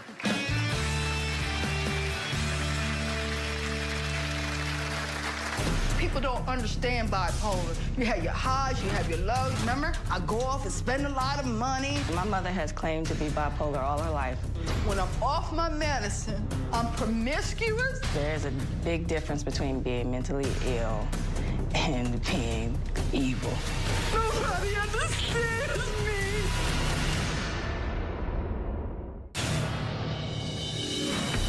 My mother does not realize how much her lies have hurt me. Her lies made me feel super insecure, unsure of myself, unworthy. I don't understand how a mother could hate her own child. Well, Tiffany's father, Kevin, says his daughter, Tiffany, is jealous of her parents' relationship. They've been married 33 years, and Kevin has accepted Wanda's ways, the good, the bad, and the bipolar. My mother has claimed to be bipolar all her life. People don't understand bipolar. You have your highs, you have your lows, you have your manics. Remember, I go off and spend a lot of money. I come back home feeling bad, put it in the closet, not telling my husband about that. Sometimes I take your debit card and I go and get what I need because I don't have the money to get it. But I'm scared to tell you I did it. But I'm not stealing. I'm not stealing. I guess I am stealing. It's part of the bipolar, so I'm telling you now. Several times she has used her mental illness to excuse her behavior. Bipolar is no joke. When I'm off my medicine, I'm promiscuous, and I go into things where I can get myself in big trouble. And after I do it, I feel so bad, and I look at you, and I say, it's not sexual, right? That's part of that bipolar, too. There's a big difference between being mentally ill and being evil. My mother's just plain evil. Nobody understands me. Well, Kevin is joining us in the audience. Kevin, thank you for being here. I appreciate it. You believe that your wife has a mental illness. I know she does. You believe she has? I've been to the psychiatrist many times. They've explained bipolar to me. I know I've been with my wife 36 years. I know it inside out. I know her inside out. I know all of them inside out, and all of my children need help. I'll explain it all to you when I get a chance to. So when you say that she has bipolar, do you think that explains the behaviors that she has done over the years? It explains it, but I don't. It's not a free pass. But you learn to cope with it. You learn how bipolar works. Bipolar is, they say that my wife is a monster. No, bipolar disorder is a monster. And I've managed to go through 36 years with this woman, putting up with all the things that she's done. My sons and daughters are not going to decide for me what I'm going to do. I choose to stand in there for my wife. I understand the illness. I've gone to the psychiatrist. I've gone through all of and they've explained to me how it works on the brain. Well, let me ask you something. I hear what he's saying, and I heard you in the tape saying, when I'm off my medication, I'm promiscuous and I do crazy things. Then why do you get off your medication? No, because I had no money. We had no money. Me and my husband, we had no money. No. Honestly, I went to see Dr. Phil. Dr. Phil. Dr. Phil, I'm not lying to you because I'm an open book. I'm not lying to you. What happened was that I was 17 when I was diagnosed with bipolar, manic depressive, and other things, okay? 17, I was taking my medicine and everything. I met my husband, we moved away in the service. We got a little bit of help there. On and off different medication, Dr. Phil. Sometimes we couldn't pay for that stuff. And y'all, nobody understands what bipolar will do to you when you're off your medication. Hey, talk to me. You're not running. This is not an election. I do understand bipolar. I know you do. I do understand bipolar, and I understand that it is a mental illness. It is not an excuse. It is not a dodge. It is not a way for you to explain behavior that you go out and do so you don't have to be held accountable for it. That is an insult to people that have bipolar disorder. Because people with bipolar disorder... No, listen to me. No, listen to me. No, you need to listen to me. You're not going to insult the entire bipolar population of the United States because these are people that are productive, they're parents, they live lives, they hold jobs, and they don't do the things you're doing, and that medication is available. You have hid behind my father for years. I will not sit up here and constantly listen to you. You know why? Because when I called you Tiffany, you would never listen to nothing I said.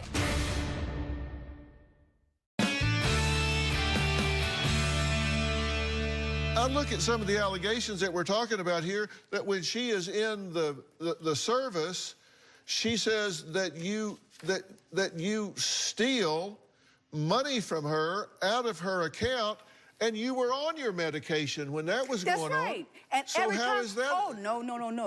I was on my medication. I knew exactly what I was doing. But every time I called Tiffany, and her father was right there. Every time I called Tiffany, I said, Tiffany, Mommy took this money. How can you call me when I'm out to sea? I mean, not call her, I'm but out when to she sea, called. You don't have cell phones. When you called me. Out on the ship. When you called me, excuse me, let me get that straight. When you called me from the ship, I would say, Tiffany, I took this. Tiffany, I needed this. Mommy, it's okay. You're my parent. a whole lot of needs that was worth about less. That's a whole lot of needs. So tell me what you needed that was worth over $3,000. It was $2,000. I marked off. $2,000? It was $2,000. Well, listen, I want to be realistic here. Because you're saying you do these things when you You say, I don't lie, I don't steal. Well, maybe I do steal. You change it in the mid-sentence, but you say and why you gave her power of attorney. Yeah, exactly. I think to set me up.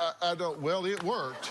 To set me up. To set me up. Because this is in 2015 when you are on your medication. You're on your medication at this time. And here, 619, withdraw $800. Your reason? I had power of attorney. We asked you. You said, your reason? I had power of attorney. Withdraw $500. I had power of attorney. $400. I had power of attorney. I never withdraw. That's not right. I never withdraw no $400. So my bank statements are a lie. I sent the bank statement in too. I have the bank statement. How can you when it's my account? Look, you see, when I had power of attorney, I ran and got him. Oh, hold it. You see this right here? You see these images right here? Fix it, Jesus. These are the bank statements I have in the background to show that I have them. I can bring them out and circle this for you, but I didn't make these transactions up. These are the dates, these are the times, these are the reasons that you've given. And you said that it was $2,000, right? I thought I counted $2,000 when I counted and sent it in. Well, I counted it up. What you count? Well, I counted up $3,905, not $2,000. No, I don't remember taking all that, no. And I was on my medication. But every time I talked to you, Tiffany, I would tell you, Mama took this out Those there. dates, and some of the dates we were out to see, we had Ramadan, so we couldn't come in for Ramadan. So please tell me when you had the discussion. Tiffany, you had bought, what did And I set the power of attorney for my father. Yeah. He had the documents originally. It was set for him and for you. Wouldn't you took there every time I talked Don't look for Daddy to solve everything because you're so used to him being your crutch. And I'm so happy he's out on the, he's not on this stage. You have hid behind my father for years. He has always been the spokesperson. I would not sit up here and constantly listen to you. You know why? Because when I called you Tiffany, you would never listen to nothing I said.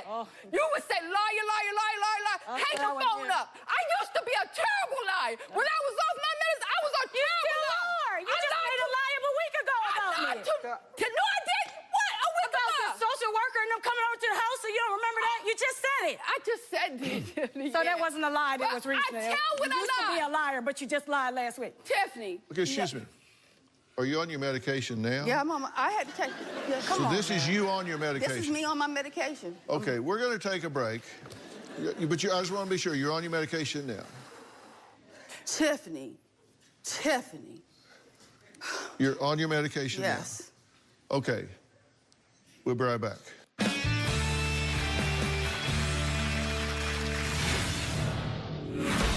She says her mother absolutely ruined her wedding. That's the first time I heard of that. Did you wear a white dress to your daughter's wedding? She saw it. So I would okay my mother wearing a white dress when I'm supposed to be the only one that should be wearing white. My mother should have been placed in the Guinness World Book of Records for surviving the most diseases known to man. My mother has claimed to have a tumor, heart problems. My mother had a claim of cancer. She went in for surgery, and the next day she was healed. Because my mother has always claimed to be sick for years, that it's hard to believe that she's bipolar. Well, Tiffany says reaching out to me is her last cry for help. She says her mother absolutely ruined her wedding. Now, did you... That's the first time I heard of that. Really? That's the first time I heard of that I ruined her wedding. And oh my God, when I heard that, that blew me away. Tiffany, you know me and you were on a phone talking when I was at Ross's, and I was sending you pictures of, remember that? Sending you pictures of dresses. And I said, Tiffany, I found the perfect one. I sent you those pictures, It's Tiffany. funny how you want me to remember things, but you seem to have Seem like you can everything else. Well, you can remember everything? I remembered it. Who wouldn't being abused emotionally and physically? Who wouldn't remember never abused you. Who wouldn't? Not a day in my life. You never pulled my hair. You never slapped me. You never punched me in the face. I never slapped you in your face. Because when did this happen? When you're not around. She's not going to do it in front of you. She's not going to do it in front of you. Well, that's convenient for you to say that. You always been, yeah, just like it's convenient for her to have a revolving door of men in the house as children while you were at her. I never had revolving door. Can I say something? Whoa, hold on. Oh, Tiffany. Can I say something? Oh, my God. Hold on. Everybody just hold on a minute. Everybody hold on. Just take a minute. You hurt me. You hurt me, Tiffany. Okay. It's all right. It's all right. Hold on. Hold on. All right. You say that she ruined your wedding. How? Yes. I had already been going through enough things that taking place prior to the night prior to the wedding. First of all, my mother made me late for my wedding day. We had a lot going on in that morning. My mother decides to go get her hair done right before I had to be at the church. My father was the one that had to drive me to go get her. So he's holding my hand while driving my vehicle to go pick her up. I paid for both her and my sister to have their hair done. She decides, even on top of that, to be selfish to get her hair done and not my sister. She takes flowers out of the bouquet that I made and places it in my sister's hair and calls it a hairdo. Then she comes to the wedding and she decides she wants to catch the Holy Ghost. What do you mean she waits till right before the wedding to get her hair done? Like the day of the wedding. She was supposed to be scheduled to have her hair done the day prior to the wedding. I had already paid for everything. The only person that should have been going to see that hairdresser was me, and to have my makeup and all the other touch-ups done. She decides the day of that she was going to go get her hair done.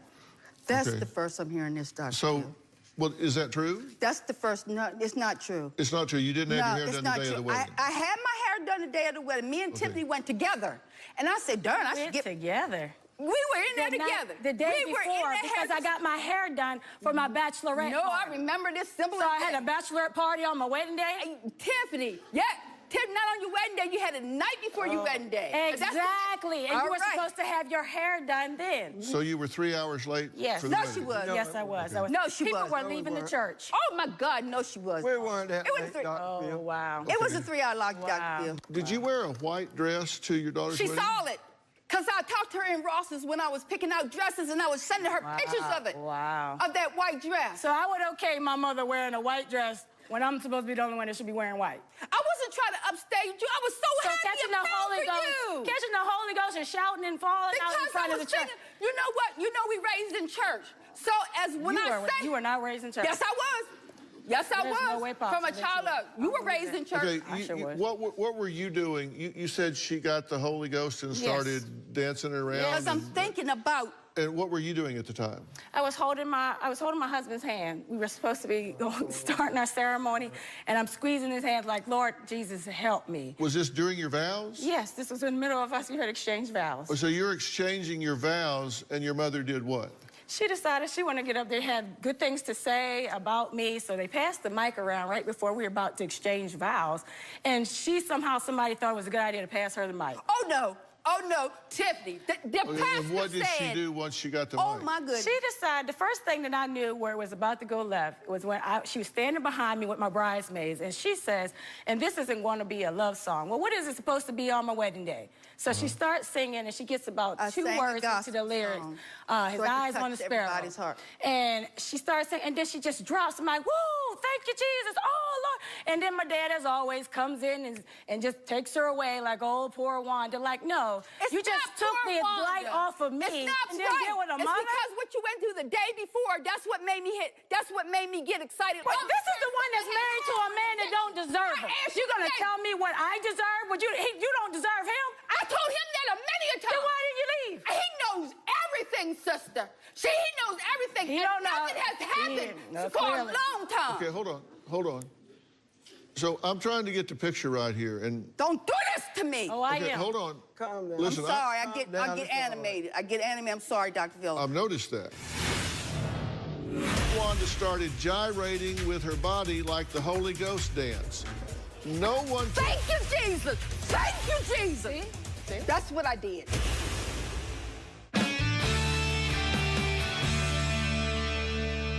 Your wedding day was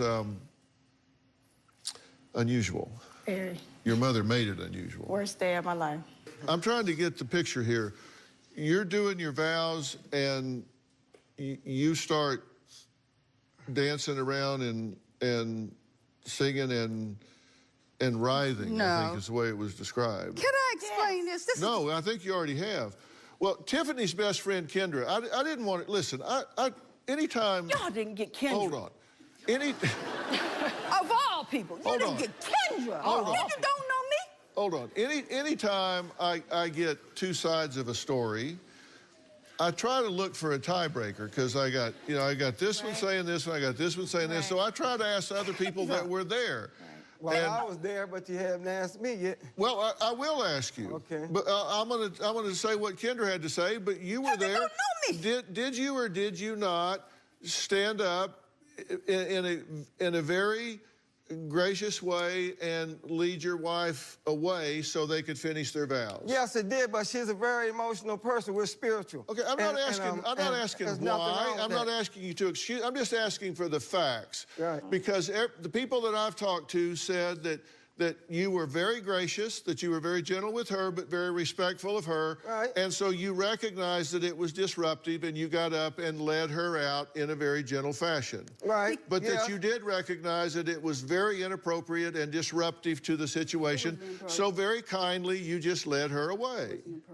Yes, I let her away. Yeah, but she's It wasn't a very inappropriate. emotional It wasn't person. And inappropriate. she didn't do it to mess draw her any wedding. attention to herself. No, it wasn't like that. But that was the end result. Yes. It did draw attention to Well, her. I guess it did. And it Yeah, did disrupt the situation. I guess so. You could say that. I did say but that. that wasn't her intention, though. It may not have been her attention because her attention at the time may have been total absorption.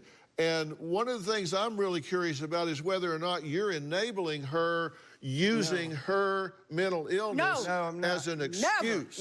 Never. Where that man stay on me? Never. Well, you asked me to ask you, I did. So right in, here's Kendra's statement, and this is a quote. Kendra. Right in the middle of their vows, Wanda stands up and starts singing what sounded like a slave hymnal.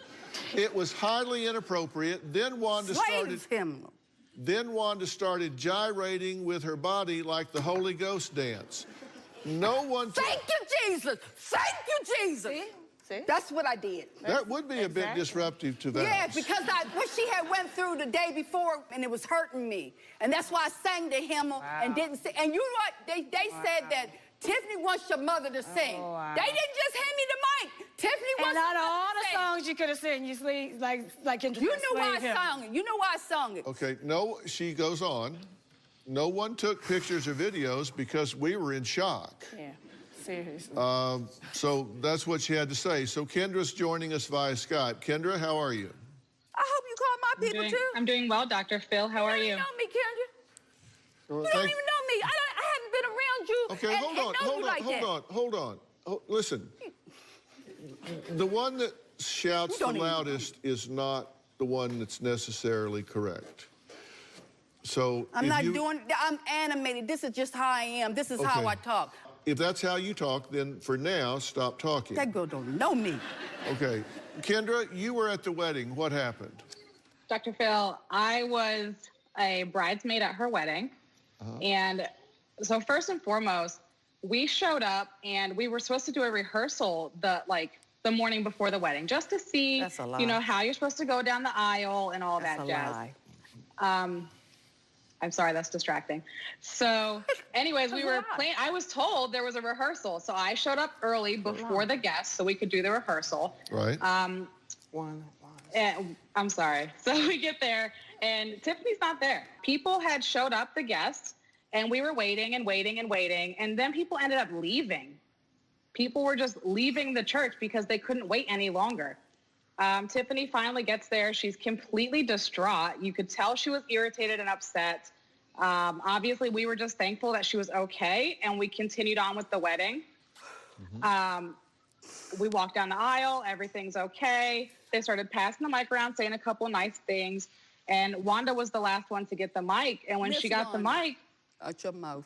Okay, well, she started singing a song, and next thing you know, she is screaming. She's like shaking her body. She's screaming at the top of her lungs, "Thank you, Jesus. Thank you, Jesus."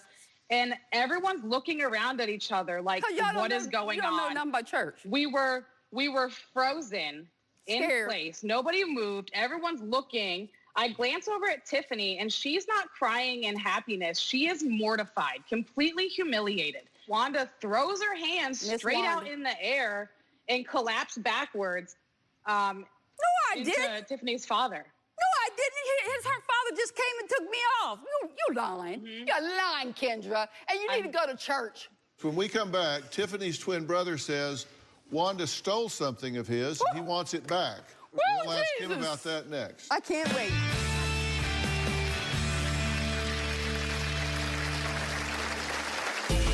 My mother convinced me that my wife was playing me for her green card. I thought she was going to be the perfect woman, and she turned out to be hell. I didn't know who to believe. I didn't know if I wanted to believe my wife or my mother.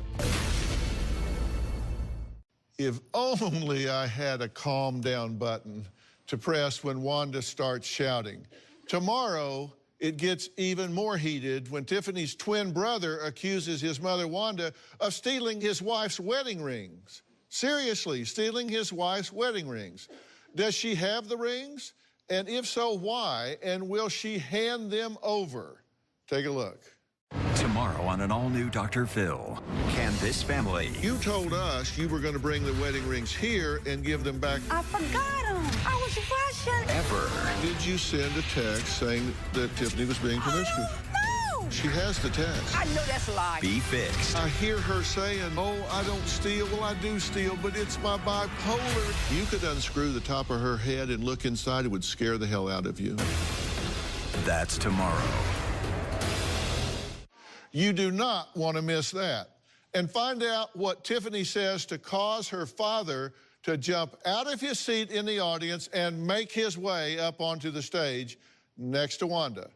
I'm going to put this family to the test to see if I can get them communicating and trying something new, listening to each other for the first time in the right way. You'll find this very interesting, I promise. Before we go, I was really excited to see this Facebook post from Cindy because we're celebrating 3,000 tapings during our season 18. She said, yes, thanks for bringing back the old clips. They're good to watch. They sure are oldies but goodies. I really appreciate everybody watching those on Facebook. We've put up some things from season 1, which was 18 years ago. You know what I noticed? I look just the same.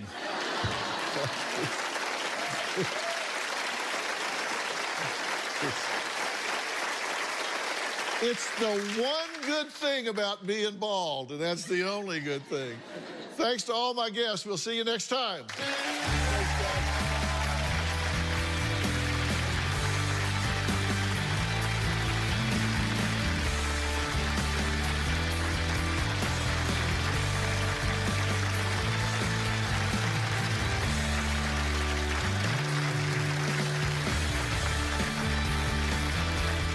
Today on an all-new Dr. Phil. The mysterious disappearance of Jennifer Dulos. Whatever happened, happened right there. The estranged husband. Do you think he's telling the truth, or is he showing deceptive behavior? The crime scene. Blood, blood, blood. There's not blood everywhere. And the one thing everyone agrees on. It seems to be terribly incriminating. Today's going to be a changing day in your life. You've never had anybody working harder to bring you to the threshold of change than right now. Well, the mystery of missing mom, Jennifer Dulos, is fast becoming the biggest headline of the year. A beautiful mother of 5 vanishes from her sprawling Connecticut home. The eyes of the media and the law lock in on this man, Fotis Dulos, Jennifer's estranged husband with whom she was embroiled in a multi-million-dollar divorce and custody battle. And this woman, Michelle Troconis, Fotis' girlfriend, who police say was seen with him throwing plastic bags into bins around the time of Jennifer's disappearance. Now, police reports of blood-stained car seats, attempts to clean a vehicle, and a false alibi only served to keep these two in the spotlight. But with no current murder charges, will the mystery of Jennifer Dulos' disappearance ever be solved? Take a look. A New Canaan mom disappeared, and she hasn't been seen since. Police located her 2017 black Suburban near Waveney Park. but she was not inside the vehicle. Detectives are searching the swampy area behind the park. Court documents show the mother of 5 was involved in a bitter custody battle. The divorce proceedings revealed that Delos was afraid of her husband. She stated that she believed filing for divorce will enrage him and said her husband will retaliate by trying to harm her. May 24th, Jennifer Dulos drops her kids off at school in New Canaan. She misses multiple doctor's appointments in New York City. Friends can't reach her. Police go to her home in New Canaan. She's not there. The search for Jennifer has gone from New Canaan to Hartford. Police were seen searching several streets and sewer drains, also searching through garbage dumpsters, looking for any trace of evidence. We have breaking news for you. Jennifer's estranged husband, Fotis Dulos, and his girlfriend, Michelle Triconis. They're charged with tampering with evidence and hindering prosecution. This exclusive drone video shows Fotis Dulos talking with police in his backyard. He had just posted bail. Prosecutors and defense went back and forth of the amount of bail, which remained at $500,000. Explosive new details in the case of a missing Connecticut mother. And now her estranged husband has been arrested for a second time. There was a 43-page document that was released last night, a warrant of arrest. There's nothing in the 43 pages that say they have found Jennifer, her body, and he has not been charged with murder. The big question in all of this, where is Jennifer Dulos? Well, police have been working around the clock to answer that question, gathering a long list of compelling evidence. It's all in these arrest warrants, and the press have had a field day with it. Take a look. This really has been a fast-moving investigation. After Jennifer Dulos went missing, police go to her home in New Canaan. They do find stains on the garage floor that tested positive for human blood. There's blood spatter, and it looks like someone had attempted to clean the scene. Fotis Dulos and his girlfriend, Michelle Triconis, are accused of dumping trash bags into dumpsters. This is one of the cameras that police say caught Fotis Dulos dumping items. Police have found a blood-stained shirt they think she was wearing the day she disappeared. Fotis Dulos and Michelle Triconis are arrested. They're charged with tampering with evidence and hindering prosecution. Both have pleaded not guilty to hindering prosecution and tampering with evidence. Prosecutors lay out their case, saying the couple dumped items like blood-stained sponges and household goods. They also found old license plates belonging to Dulos that had been altered. Investigators accused Dulos of driving his employee's truck from Farmington to New Canaan that morning. The employee who owns that truck says in the days to follow, Fotis Dulos insisted he remove seats from the truck and get rid of them. That employee did so, but kept them without Dulos knowing.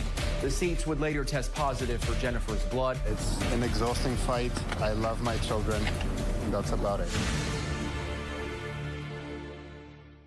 Well, today I'll be taking a deep dive into the story analyzing Jennifer's disappearance with some of the most eminent judicial and legal minds in America.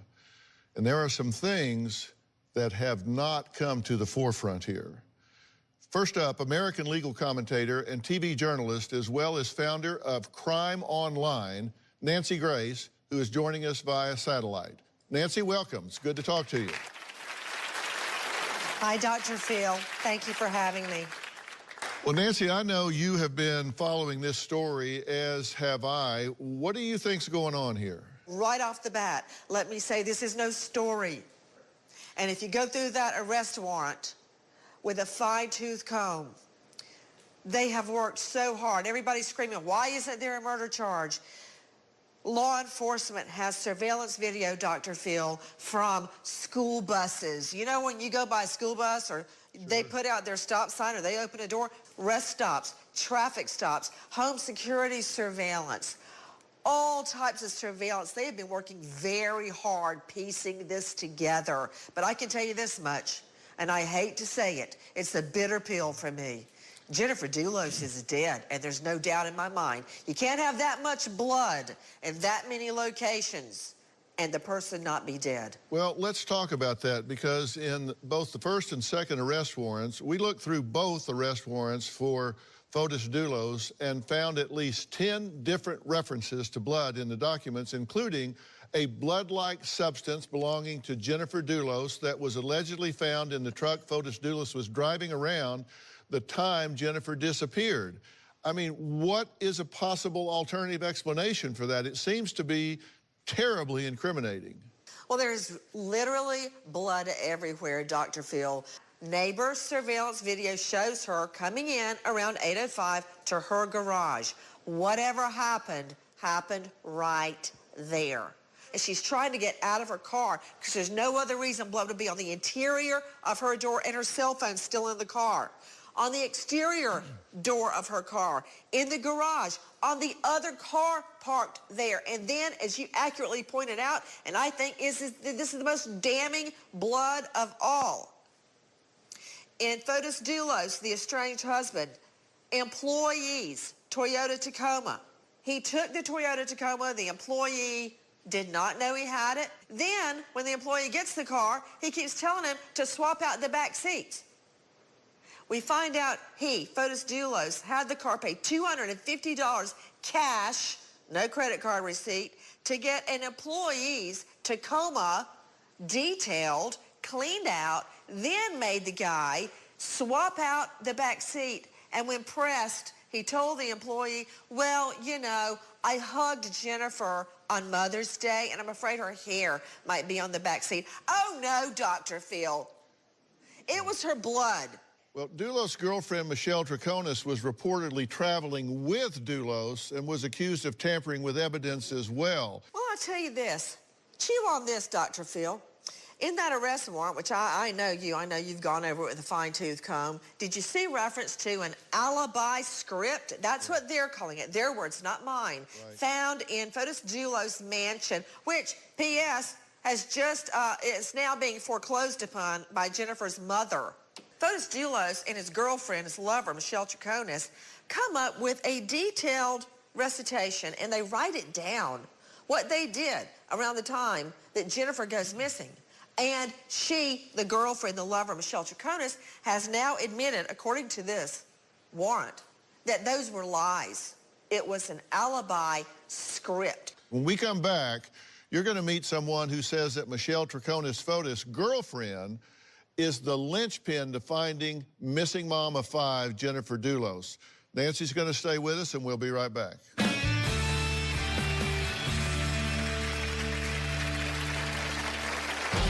Michelle Troconis surrendered herself. Police lay out a pretty compelling case. When police asked Dulos' girlfriend why they had the truck cleaned, she allegedly answered, quote, it's because the body of Jennifer at some point was in there. I really believe that Michelle Troconis is the linchpin that can bring all of this evidence together. Tomorrow. I can't imagine being on vacation, then all of a sudden... Coming home a widow. You do not believe that your husband died of natural causes. I believe that somebody murdered him. All I could think of was that my husband was going to have to identify me, and he wouldn't be able to because there wouldn't be much left. A daytime exclusive. The police have come out to say that I didn't really have any injuries, that I was fine. That's tomorrow. Then on Monday, new clues in Princess Diana's death. This person that was inside that tunnel, he has never spoken about Princess Diana's death until now. New Dr. Phil. That's Monday.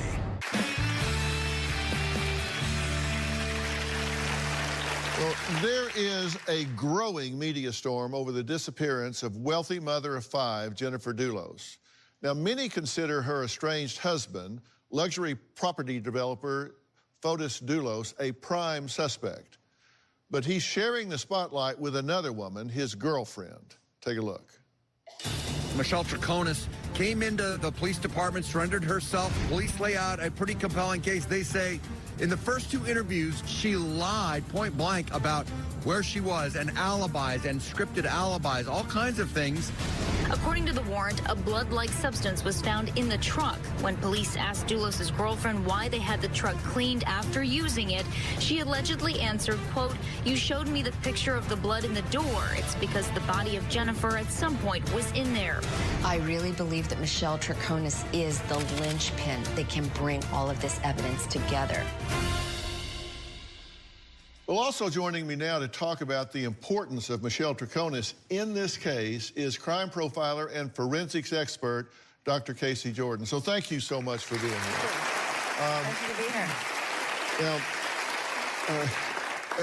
Nancy, of course, is still with us as well. Now, we clearly have seen throughout the police reports that Michelle Troconis was in and around this. What do you think her role in this was, based on what she has said and what the police surveillance footage, all of this? What do you think her role has been? Well, keep in mind that she's been described by Fotis's attorney as the lying lover. So we've always known that this is his girlfriend. This is the woman he lives with. The big question is, how much did she know? Did she just tamper with evidence, which is all that she's been charged with so far? Or was she an aider, a abettor, a co-conspirator? One of the things that we've seen, certainly in the divorce papers, and heard about the relationship and the dissolution of the marriage, is that he was a very controlling sort of person. And if you extend that on to his relationship with her, has the court of public opinion already come in and convicted her of being involved in this from the get-go? You know, you raise an interesting question. If he was that controlling with Jennifer, is he that controlling with Michelle? But the problem is, Michelle has been lying from the outset, and she has not been playing the role of the girlfriend who is psychologically or emotionally abused. She lied for him from the outset. Those alibi scripts, she helped him write them out. She lied to police and said she was in the shower with him. She only, when she is confronted with the truth, does she retract and backpedal and say, okay, maybe I was mistaken. As a profiler, do you believe that he is behaving as a husband whose mother of his children has gone missing? Is this clicking the way it should with you? Do you think he's telling the truth, or is he showing deceptive behavior? Well, he's extremely smooth, extremely practiced, and we see that with a lot of narcissistic behavior. He recently did a very public nationwide interview, and in it, he doesn't say much, but if you watch when he answers those questions, and you know just the very basics about eye movement from people who are lying, that right-handed people, if they are being deceptive, will very often look to the right if they're making things up, and look to the left if they're recalling facts. When you watch his eye movement, I detected deception. Nancy, what was your gut level when you're watching him speak in press conference or interview? Very much like Dr. Casey just told us. Now, I'm not relying on him blinking or looking this way or that way, but I know one thing. They were not having a sexy shower with a loofah at the time Michelle Troconis said so. I have spent a lot of my career in deception detection. Yeah. I do look at how he says what he says. And my take of him in every interview, press conference, or whatever, is that he's very constricted, which means he's really closed up and holding it in. And his cognitive load is very high. Yeah. It's like, and what I mean by that is, if I say to you, doctor, is there any reason somebody might have told me they saw you near the crime scene last night? If you weren't there, you don't have to think about it. Right. You just say no. But if you were there, you take a minute to run through in your mind, let's see, no. And you have to form a lot of cognitive operations before you can answer. And they asked him what he thought people would think of him. And he said very specifically, I know what I have done and what I have not done. Right. Now, that's an odd way to answer that question. If you look at his interview with Sarah Wallace on NBC4, Sarah Wallace says, do you think you've been treated fairly by the criminal justice system? He responds, I do. She says, like people say, yes, 90% of the time it is the spouse. What's your? He says, well, it is 90%. It's not 100%. And I'm in the 5 or 10% category. And then the reporter says, so yeah, because you know, people automatically say the spouse did it. He responds, I know, but I know what I've done, and I know what I haven't done. So I have to stand and fight and hope that the truth is going to come out. So I look at how he's answering some of these things, and if you look at these things in clusters, it's really big red flags for me. Huge. All right, coming up, as we've seen, Fotis Dulos' arrest warrant contains a large amount of alleged red flag behavior. But what can we learn from his behavior with the media? since his arrest? Well, I'm going to be joined by celebrity defense attorney and private investigator that are going to really weigh in on this and tell us what they think as well.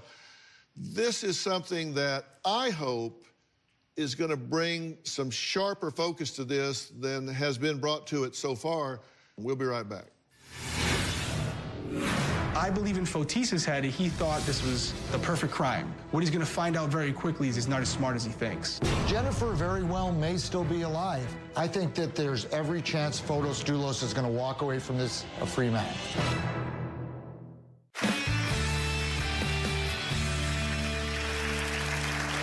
We're analyzing the mysterious disappearance of Connecticut woman Jennifer Doulos. Now, I've invited some of the leading figures in law and criminal investigation to give their expert opinion on her husband, Fotis Doulos, the man many believe is at the center of this mystery. Take a look. Based on the affidavit, I do believe Fotis was involved in Jennifer's disappearance and most likely her homicide. There is a plethora of red flags in this case. This is kind of, in a way, a detective's dream. Between 8:05 a.m. and 10:25 a.m. there was a crime and then a cleanup. The real theme behind this investigation is blood, blood, blood. You have blood found in the garage. You have blood found on the interior and exterior of her vehicle. Based on the amount of blood, it's highly unlikely that she's still alive. I believe in Fotis's head, he thought this was the perfect crime. What he's going to find out very quickly is he's not as smart as he thinks. I think that there's every chance Fotis Doulos is going to walk away from this a free man. It's a very circumstantial case. There's not enough here for a conviction. They don't have a body, so they can't conclusively say there was a murder. They can't say if it was a shooting or a stabbing. Based on everything I know in my 30 years of working cases very similar to this, I don't believe that Jennifer Doulos is alive. Everyone is considered not guilty until proven guilty. If this were Christmas morning, I'd be saying I waited all these months for this paltry gift.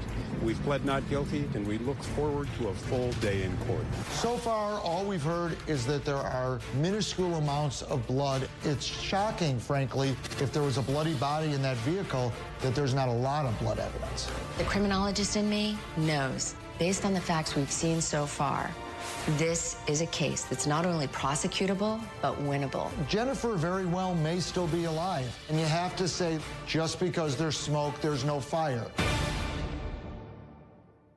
Well, joining me now alongside Nancy Grace and Dr. Casey Jordan is high-profile defense attorney Steve Greenberg, whose clients include R. Kelly and private investigator and star of Investigation Discovery's Breaking Homicide, Derek Levasseur. Let's look at this from the defense side of things. There's blood in a lot of places here. Is there enough blood to reliably get something that you can take a sample from, make decisions about with scientific rigor? Well, they've gotten some blood and they've gotten some DNA. The blood in the garage doesn't concern me so much. There's not this massive amount of blood splatter. There's a little bit of blood that they found in the garage. Greenberg, that's completely wrong. It's not just a little bit of blood in the garage. And we haven't even talked about her Vineyard Vine shirt soaked in blood. Blood, blood, blood in 30 different receptacles. How can you not be worried Nancy, about that much blood? Nancy, thank God you're not going to be on a jury that I would have, because you're not listening to the evidence. There's not I wouldn't want to sit on a jury that There's you would not have. 30 different receptacles with garbage in it. There's not blood everywhere. The fact that someone's blood's in their own garage is not a smoking gun. The blood that's a little bit problematic here is what's found in the Tacoma, the truck that he borrows from the employee, and if that comes back is Jennifer's blood, because there's not really an explanation for that. Still, you can't say what happened, and that's always a problem for the prosecution, because jurors want to be told a story. They want to be told, this is what occurred in that garage. Steve's saying that the jury's going to want a story, right? And there's a lack of blood, as you pointed out, in the garage. Well, the story is this. It was cleaned up. They did luminol testing. They probably found cleaning agents. They saw that there was some type of items used to clean up that area, and yet they didn't find them. What the prosecution will then show, that Fotis Doulos and Michelle Troconis were up in Hartford. They recovered the bags that they disposed, and in those bags were the mops and towels and rags that would have been used to clean up that blood. Well, as Dr. Casey pointed out, the importance of Michelle Troconis being a linchpin. If she rolls on him, she's rolling. Then that story starts to get filled in, Yes. right? Right. If she rolls, he's got big problems. This is a statement she made in her third police interview. This section from page 36 of Michelle Troconis' third police interview on September 5th reports that when asked by police why Fotis Dulos was washing the Toyota Tacoma, he replied, and I quote, "Well, obviously, all the evidence says because you showed me the picture of the blood in the door, it's because the body of Jennifer at some point was in there." Right. See, I would argue that's not quite enough. She doesn't say that I know the body. She says, based on what you're showing me, I would conclude that the body was in there. So they have to go, but they have to go one step further with her before she can be a witness, because all she's doing now is giving an opinion on the quality of the evidence. She used the word body. We haven't seen that before. Trust me, Dr. Phil, she is going to turn. Yeah. And this is an affidavit based on the tampering with evidence. If they eventually charge him with murder, I have a feeling Michelle's going to have a lot more to say. All the experts I've invited here today agree on one thing, that is the vehicle right here plays a crucial part in the case of missing Jennifer Dulos. We're going to discuss why that's so critical when we come back.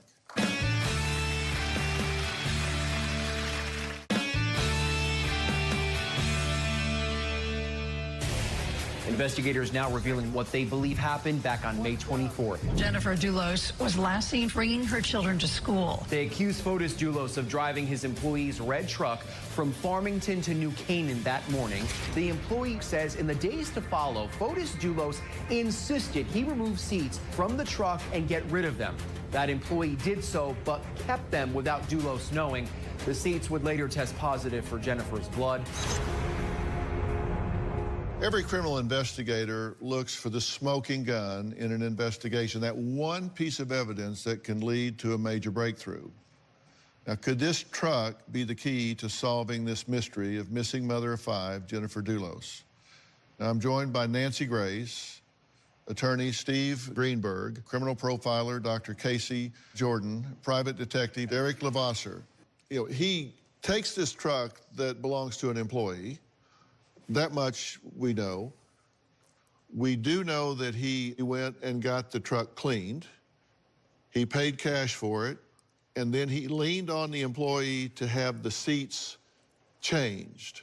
I spent most of my professional career in jury science. That's a story. But what does that story tell you? Well, in isolation, it doesn't tell me everything. But when you put it together with all the other pieces, and let's take a look at what some of those pieces are.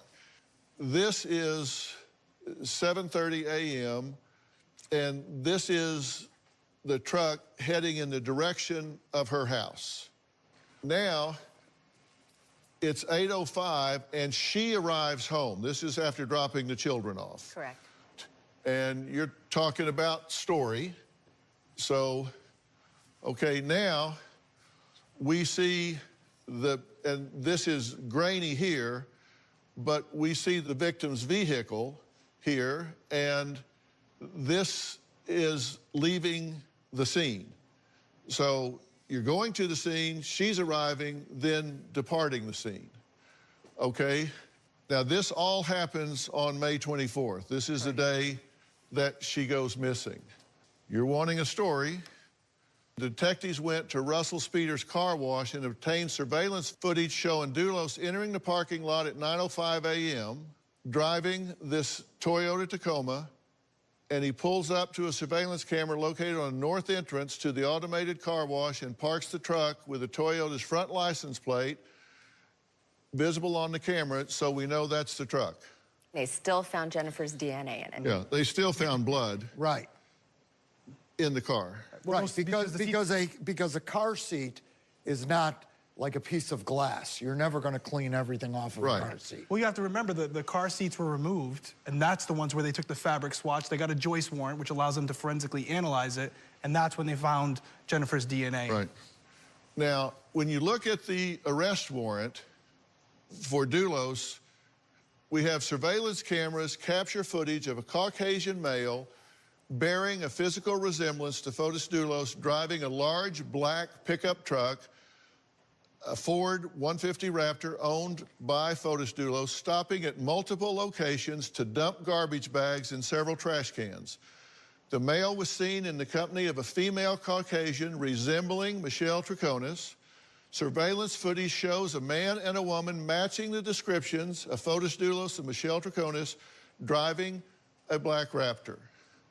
Okay, so you're putting them together at that point. Okay, now they're starting to search, and they're digging into the storm drains. And what they find here are license plates registered to Dulos, Fotis Dulos, but they've been altered. They're his, but they've been altered. Dr. Phil, one more thing about those photos you're showing. When you refer to the grainy surveillance video, it is grainy, but let me remind everybody that when she finally came clean, Michelle Troconis says that is her going to all those trash cans with Fotis Dulos. We'll be right back.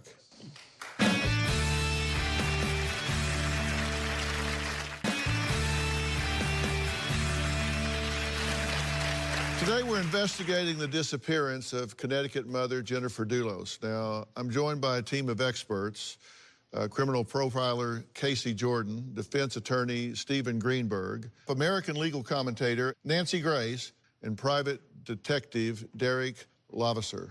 Norm Pattis, Fotis Dulos' lawyer, is proposing a unique theory to try and explain Jennifer Dulos' disappearance, which many are calling controversial. Take a look at this. Defense attorney Norm Pattis revealed portions of a sealed psychological evaluation that was performed on all members of the Dulos family prior to Jennifer Farber Dulos' disappearance. The report will put in question the state of mind of Jennifer Farber Dulos in the weeks leading up to her disappearance and that she had motive to set her husband up. Pattis revealed a Gone Girl theory, borrowing a plot from the movie where a woman frames her husband for her disappearance. Pattis floated yet another theory that she harmed herself in order to frame Fotis. You heard us say today in court comments that Jennifer made to Mr. Dulos that give us grave concerns for her safety and well-being. We are actively contemplating a revenge suicide hypothesis as an explanation for her disappearance. There are a lot of strange theories being put out here. What do you think about that? I think it's very disrespectful. I had to make a flow chart, Dr. Phil, about all the stories his zany lawyer has come up with since Jennifer went missing. First of all, they said that she had written a novel like Gone Girl and that she was acting that out. Then they said that she was living under an assumed name in New York and that she had done that before. And most latest, they are saying that, this is his defense lawyer, that they now believe that Jennifer was pregnant or had a terminal illness, and that's why she disappeared. Do you think he's making a problem for himself when he finally, it was like the little boy that cried wolf. I mean, it's this, it's that, it's this, it's that, and then you finally come up with a theory. What is this, number 17? Are we supposed to believe that? Is that a problem? Well, all I'm ever concerned about in a case is what the people in the courtroom are going to think, the 12 jurors that I have to make my pitch to. He's not going to gain anything by putting out all these theories in public opinion by having his client go on TV. I would never do anything like that in a case like this because the haters are going to hate, the lovers are going to love. All you care about is the 12 people in the courtroom. Let's take a look at what he said when he came out the last time. Look at this. Mr. Dulos, in this particular instance here with this particular charge, what do you have to say for yourself? It's an exhausting fight. I love my children. That's about it. Where's your wife? Where's Jennifer? I wish you'd ask yourself why you have the nerve and the audacity to ask him that question. Where's the murder charge? And where's your objectivity? Shame on you. It's coming. Dr. Phil, a good prosecutor is going to take that interview and they're going to be able to use it, and they're going to use that smirk on his face when he looks at his lawyer for gratification after giving that answer, and they're going to be able to twist it. just like all the other interviews he gave. And that's why he should not be saying a word on TV, a word to the press. And he who does not take much twisting. He who does not talk walks. That's the old saying in the business. When you make a 911 call, that's an emergency line, and you expect to hear emergency energy, right? Listen to this. 911, what's the location of your emergency? I'm worried about my wife and kids because they left to go to New York, and I haven't been able to get in touch with them. Who's the car registered to? It's registered to my wife's name, Jennifer Dulos. And who else is with them? That's it. How many kids? 2? 5. 5 kids? Okay, and how long ago did they leave Connecticut? I want to say 4:30, 4. Yeah, PM? PM, yes. Okay. What's your name? It's Fotis, F-O-T-I-S. Okay. Last name is Dulos, D-U-L-O-S. Okay, I'll send an officer over to speak with you.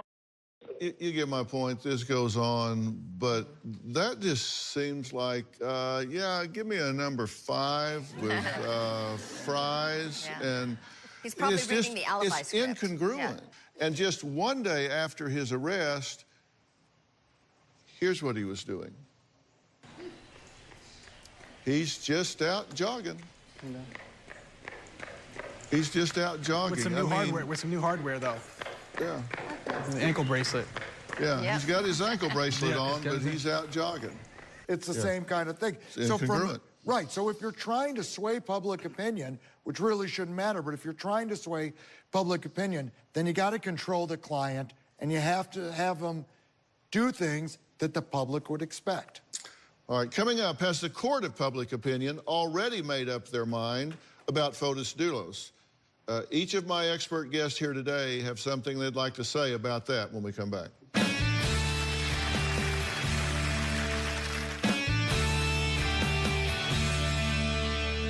Now, I'm curious, where do you think this is going to wind up? Well, he's going to end up getting charged with murder. Eventually, I think this Michelle, the girlfriend, is going to crumble, and they're going to tell a story, which is why everything they've done to this point, to me as a defense attorney, is the wrong strategy. Because if he does get charged with murder at some point, he could have controlled the narrative, especially if they can't find the body, and had what we call mitigating murder. You got in a terrible fight. You went over there to talk to her. You got in a terrible fight, and you just lost it, which isn't going to land you in jail for the rest of your life. What do you think? Okay, your chain is only as strong as its weakest link, and that weak link is Michelle Troconis. They have the dots. They are connecting them. She's going to crumble. She's already crumbling like a bad cookie, seriously. And she's going to have a come-to-Jesus moment the second that they arrest Fotis, and they're going to come after her, charge her as well. She's going to sing like a canary about every single thing she knows, and I think it's a lot more than is in the current warrant. Yeah, I think Fotis will be charged with murder at some point. I think detectives have way more than they've shared with us up to this point. That affidavit is just scratching the surface. But I would actually change direction a little bit and speak to Fotis and say, listen, at the end of the day, you know where this is heading, and you need to come clean. You need to cooperate with police, if not for yourself, for your children, because they're dealing with this every day. And you need to become a man and do what's right and tell the truth and give them that closure. He won't do it. Nancy, how do you think this is going to turn out? Fotis Dulos, Dr. Phil, when you don't know a horse, look at his track record. He cheated on his wife at the expense of their marriage and their children. He's away from his children. Why? Because he satisfied his own desires, what was most convenient to him. He is not going to change his track record now, tell the truth, try to put his family back together again. She is dead. And even now, he is going along, smirking, dragging her name through the mud. I'd like to find out more about Michelle Troconis. Nancy's going to convict him of being a bad guy. Well, as for me, I think he'll cut a deal.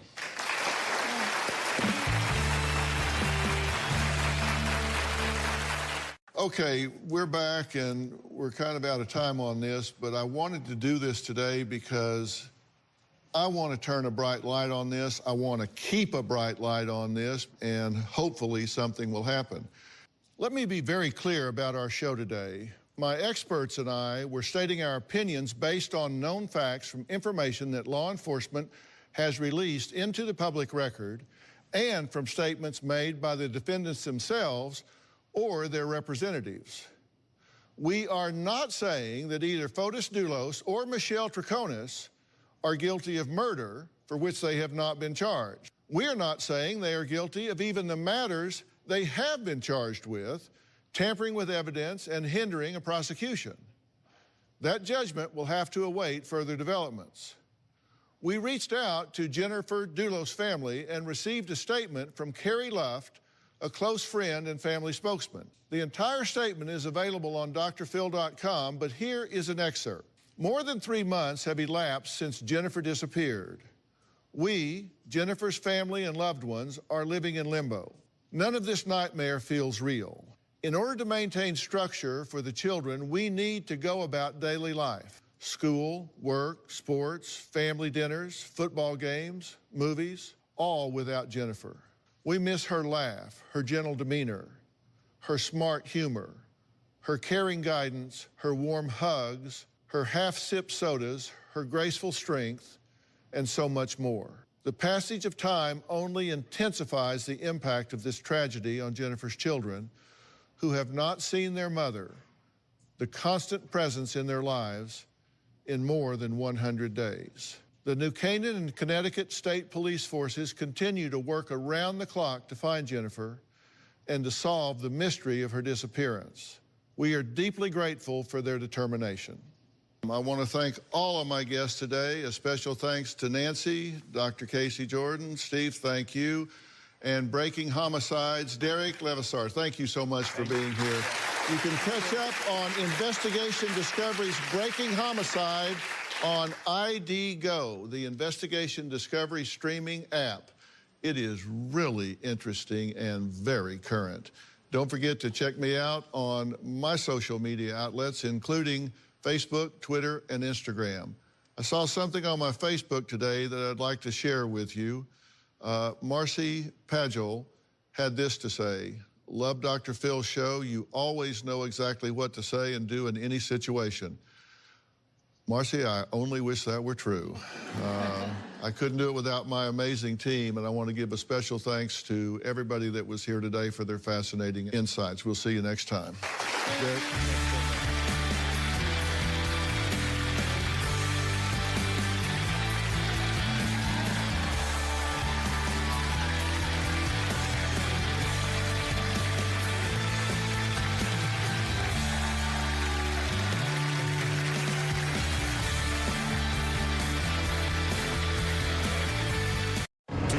All-new Dr. Phil, the stars of X on the Beach. We've broken up probably 20 to 30 times. You said he's toxic, cocky, cheater, narcissist. Did I cheat on her?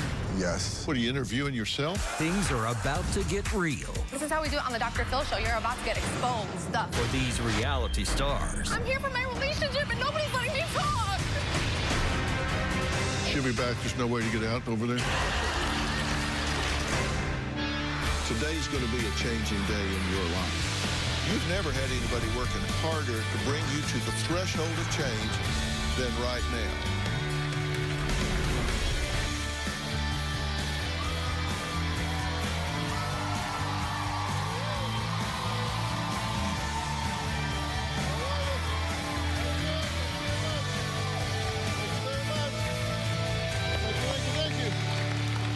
You know, these days there are lots of places to meet your significant other, right?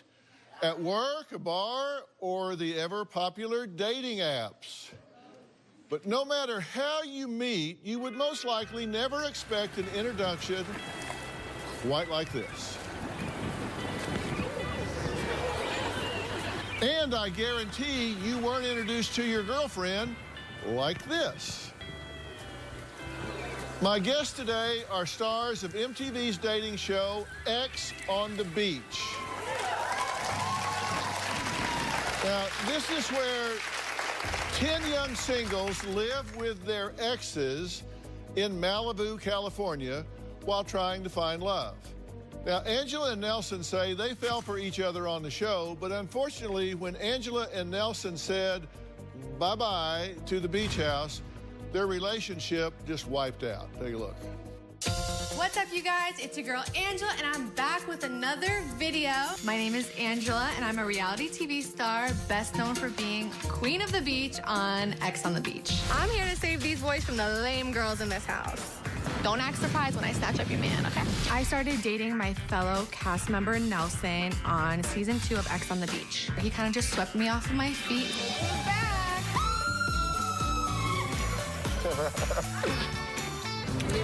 Being on X on the Beach is like living in dog years. It was only a few days before me and Nelson started talking and getting to know each other. And before I knew it, I was in love. Everything with Nelson was amazing. It was a fairy tale. After the cameras stopped rolling for X on the Beach, Nelson and I were traveling the world together. We were living this whirlwind fairy tale romance, and I was having the time of my life. And then things went downhill drastically. I 100% feel like I'm in a toxic relationship. I don't give a damn what I'm doing now. I'm just keeping it What real. the I'm not doing this. He's so annoying. Nelson is cocky, narcissistic, and a liar. He was cheating on me when we were filming X on the Beach. I broke up with him, but of course I took him back. He just reeled me back in, made a bunch of promises, but nothing has changed. I do not trust Nelson. I do not think he's been faithful. Right now, me and Nelson are done. We are broken up. We've been breaking up like every 5 minutes. As much as he hurt me and did me wrong, I'm in love with the man. He's always on my mind. I really want to save my relationship, but if I can't save my relationship, I need to figure out how to move on and get him out of my life because I can't keep doing this anymore. Okay. Now, he was not one of your exes. No. He was somebody else's ex. He was somebody else's ex, and for a reason, I found out. And she warned me about him from the jump. She said, Angela, watch out. And I was like, no, you're jealous of my relationship. You're mad that I'm with him now. But she had warned me about all of this. Yeah. I'm stubborn. I feel like everyone deserves a chance. Who are you talking to? What? I'm asking you a question, and you're talking to them. Oh. I thought I was talking to my friends. Yeah, well, no. I'm asking you questions, so okay. You talk to me. Okay.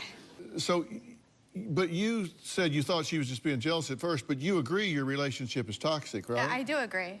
I think that it's extremely toxic, and I want to break out of this cycle, whether we decide to be together or not. Like, ideally, I would love to save this relationship. I would, because I want him in my life. Why? There was a time that he made me very, very happy. Well, why do you want him in your... If he's toxic, why do you want him in your life? Well, because he's made so many promises to me, and he has apologized for what he's done, but he's also kept repeating it. So a part of me is holding on to this little bit of hope that we can be okay. I mean, does that sound crazy? A little bit. Sometimes I have a hard time hearing what people say because I'm too busy watching what they do. Yes. And I hear what he's saying, but what he's doing is what you say is toxic, right? Yes. So what's he do that's toxic? Where do I start? I would say that I found out in January that he was cheating on me. And he, instead of coming forward and being like, yes, I cheated, I lied to you, he kept on lying about it for months and months and months. And you confronted him about it. And I did confront him about it and he multiple lied when you times. confronted And he him. kept on lying. But then months later, he told me the truth. So I'm like, maybe, you know, he'll tell the truth about everything. Maybe he's finally changing for me. You know, time always exposes what you mean to somebody. You let time go by, and they'll show you what you mean to them by what they do. And how long did he lie to you? He lied to me for 3 or 4 months. And you just eventually beat it out of him? Pretty much. Just kept pecking and pecking and pecking and pecking and pecking? Yeah. So you've been broken up with him since July? Yes, so I haven't seen him in almost 2 months. This will be the first time. And this is the longest time we've been broken up. Usually it's like a day or two, or a week. How many times have you broken up? We've broken up probably 20 to 30 times. And how long have you known each other? Since October.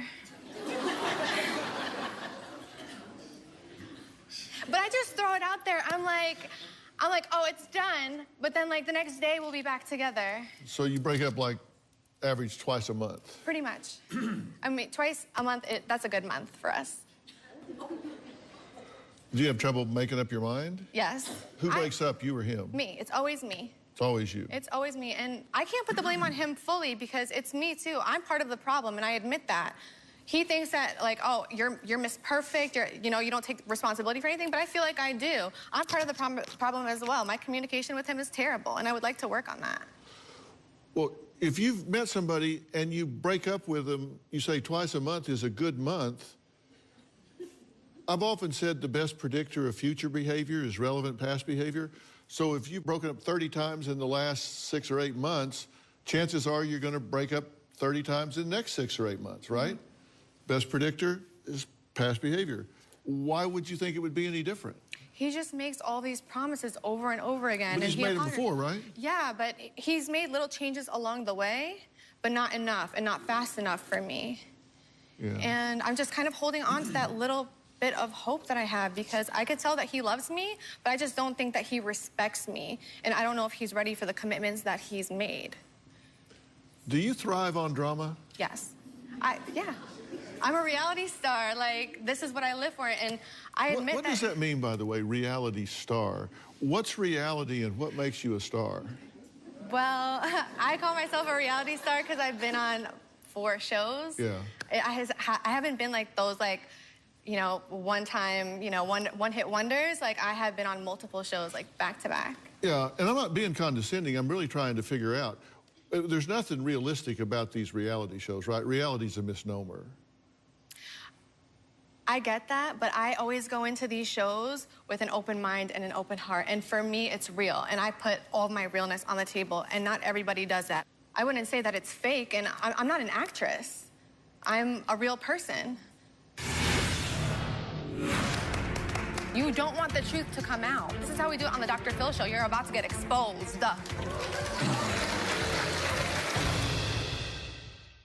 Wednesday. Why are you here? To save my daughter from that monster. Does Mother know best? To have a man say, Christina, come, like a dog. And she turned right around and ran. He's afraid of something, and it's me. It's me. I'm a little afraid myself.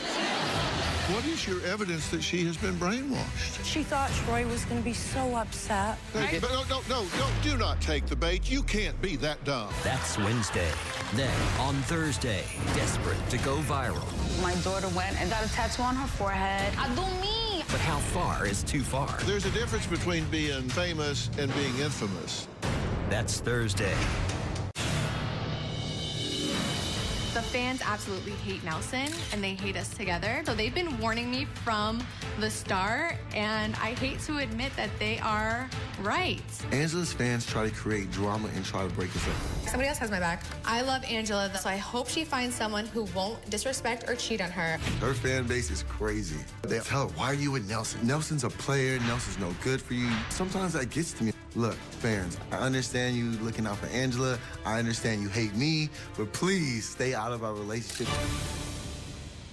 You said you can't even tell when you're not in a show, you can't tell whether what you're doing is real or if it's over the top for the camera because what you do on the shows is so exaggerated that you don't trust what you're doing in the real world as whether that's real or it's for what you would do for the camera.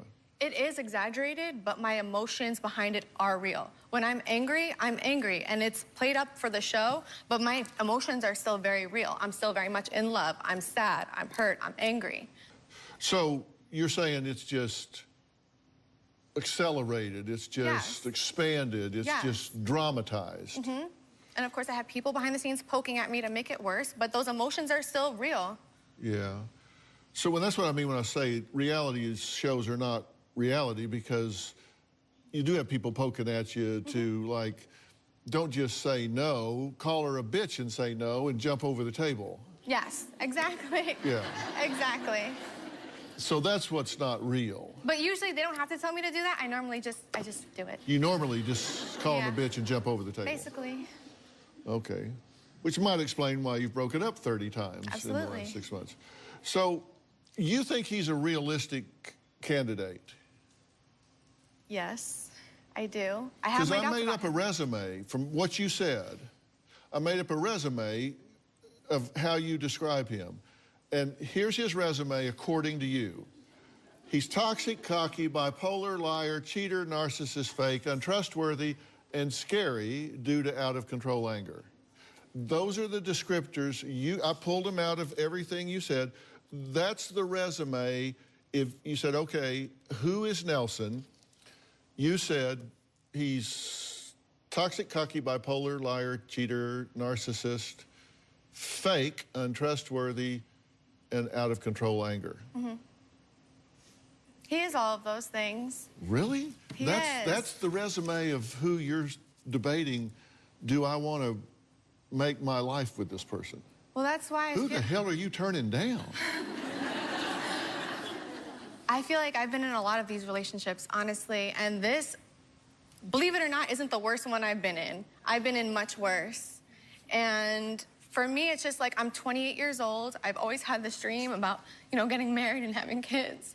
And I thought that going out to reality TV, like, call me crazy, but just going out to these shows and finding love, like, there'd be more eyes on me, I'd have more options. And instead, it's done the complete opposite. And I keep meeting these guys that do this. But he has been the lesser of all the devils, believe it or not. I've had a guy rob me, like... Robbed you what? He stole my money while I was filming another show. Somebody you were supposedly in love with? Yeah. He took your money? Yeah. So he isn't the worst guy I've ever dated, but, you know, like, I don't know what else is out there. So he hasn't stolen your money? No. But he stole your trust? Yes, which hurts even more. Yeah. What would he have to do for you to say, I'm out? Is there a line? Is there a threshold? For me to say that I'm done? Yeah. What would he have to do? Is there something he could do? Or is there just no line he could cross? He's been crossing these lines, and I have been giving him more and more chances. So I can't sit here and say that there's something that would make me, like, leave. It just... There's nothing he could, like killed your dog or something? Oh, if he killed my dog, absolutely. Like, I wouldn't be with him if it got that far. So there is a point at which you would say, enough's enough, too much is too much, I'm out. There is. If he got violent towards me, if he hurt somebody in my family, anything like that. But I just feel like I've been putting up with more than I could handle, and I want to break the cycle, and that's why I'm here. Didn't he get violent with you? Didn't he rip off your fingernail? He did, but he didn't, like, mean to rip it off. He did this by accident? Yeah, I hate it when that happens. That was an accident. Well, he was trying to grab my phone from me when I was calling the police, and it was when he was throwing stuff around my apartment, and I got scared, so I called the police, and when he saw that I was on the phone with them, he grabbed the phone out of my hand, and my nail went with it. You know, when you pull out people's fingernails, they call that torture. And it did hurt a lot for a long time. Okay. Well, Angela says she doesn't trust Nelson and worries that she's just wasting her time trying to repair the relationship. She really wants to know, does this have a possible chance of working, or is she just wasting her time? Nelson says Angela's biggest problem is she refuses to forgive him for cheating. Well, we'll meet him next.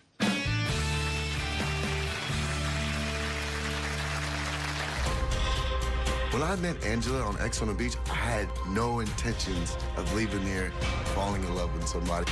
Angela tries to make me jealous all the time, and she plays mind games all the time. Once you disrespect Angela or you cross that line, she is not afraid to open that mouth. Trust me, that dragon shoots nothing but fire.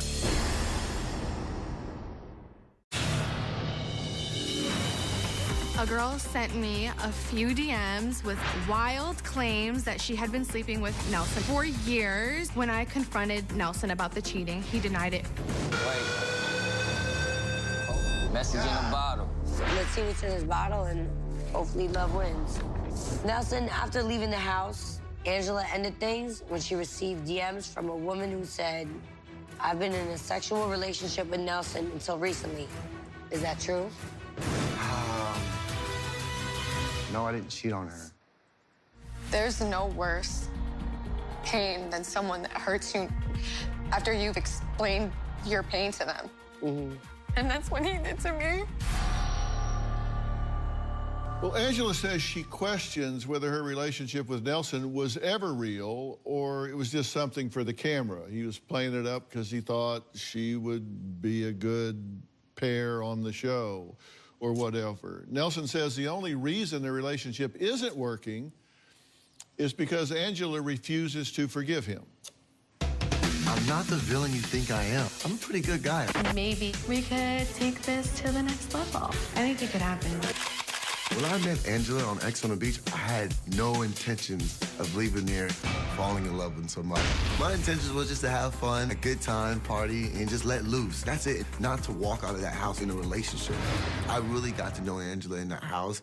We're in a house for about a month, cut off from the real world. No music, no TV, nobody else, just us two. So our relationship is elevating like this. So I fell for her really hard, really fast. Now, a couple months later, I'm telling her I love her. Next thing you know, I'm moving in with her. I'm like, yo, this is crazy. I know 80% of the problems that we have, it's my fault. At first, I didn't tell Angela that I had sex with another woman because I didn't know where we stood. She uses it in every argument that we get into. You're a cheater. I don't trust you. Once you disrespect Angela or you cross that line, she is not afraid to open that mouth. Trust me, that dragon shoots nothing but fire. Is Angela crazy? Yes, Angela's very crazy. In our picture because you just don't. You know, I love crazy, though. That's my problem. I'm attracted to craziness. It's her downfall, and it's my weakness at the same time. Angela tries to make me jealous all the time, and she plays mind games all the time. Angela has broken my heart and shattered it into pieces. Okay, you've been listening to everything so far, right? Yes, I have. So what do you have to say about what's been said so far? Man, let's make something very, very clear. Do I love this woman? Yes, I do. Did I make commitments to her that I didn't follow through? Yes. Did I cheat on her? Yes. What, are you interviewing yourself? No, I just watched everything you just asked her, and it was just mind-blowing that I even saw a fingernail, that incident, that just took me back a few months ago. Like, wow, I thought we got past that. I thought we got past a lot of things throughout our relationship, but I see that she's still dealing with a lot, and that's why we're here. Yeah, you said coming here was a big step because you're, like, really scared of any kind of therapy or self-reflection or... Dr. Farrell, you scared me. Yeah. I'm not gonna lie. I didn't know if this was real or if this was fake. I didn't know. To be honest with you, I called Angela 2 days before this, asking her, why are we doing this show? Why can't we work our problems out? Why do we have to go see a doctor? Are you doing this for a publicity stunt? Are you doing this for your social media? Because I've been running from doctors since I was young. I've dealt with a lot since I was little, being in a reality TV, being in the public's eye. It's like, why can't we deal with this one-on-one? You don't want the truth to come out. That's what it is. You don't want the truth to come out. What do you mean I don't want the truth You don't want it to come out. That's what you were scared of about coming here. You did not want this to come out. You don't want to be seen as that guy anymore because you're 30 years old, but you are that guy. How was Colorado this weekend, by the way? Because this is how we do it in Colorado. Well, this is how we do it on the Dr. Phil show. You're about to get exposed. So... You thought my YouTube videos were bad? You thought that they were bad? Why would you do This is exactly what I'm saying. You see that hand clap, that crowd, she lives for that. She lives for that. Yes, she couldn't wait I live for being cheated on. She's probably practiced every line of what she's gonna say right now, and that's what this show scared me, because I didn't know if she was gonna come here and be honest and real or put on the show to get views, to get followers, social media, to build her career. Because that's exactly what I thought. And 2 days before this, before I went to Colorado, I said, Angela, I love you.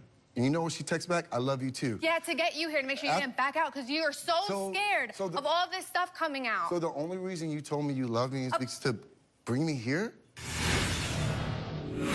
You got drunk and missed your flight. Yes. Because that's how important I am to him. I drank a little too much, and I'm still here. Did I get drunk and miss my flight to be here? No, I put our relationship first.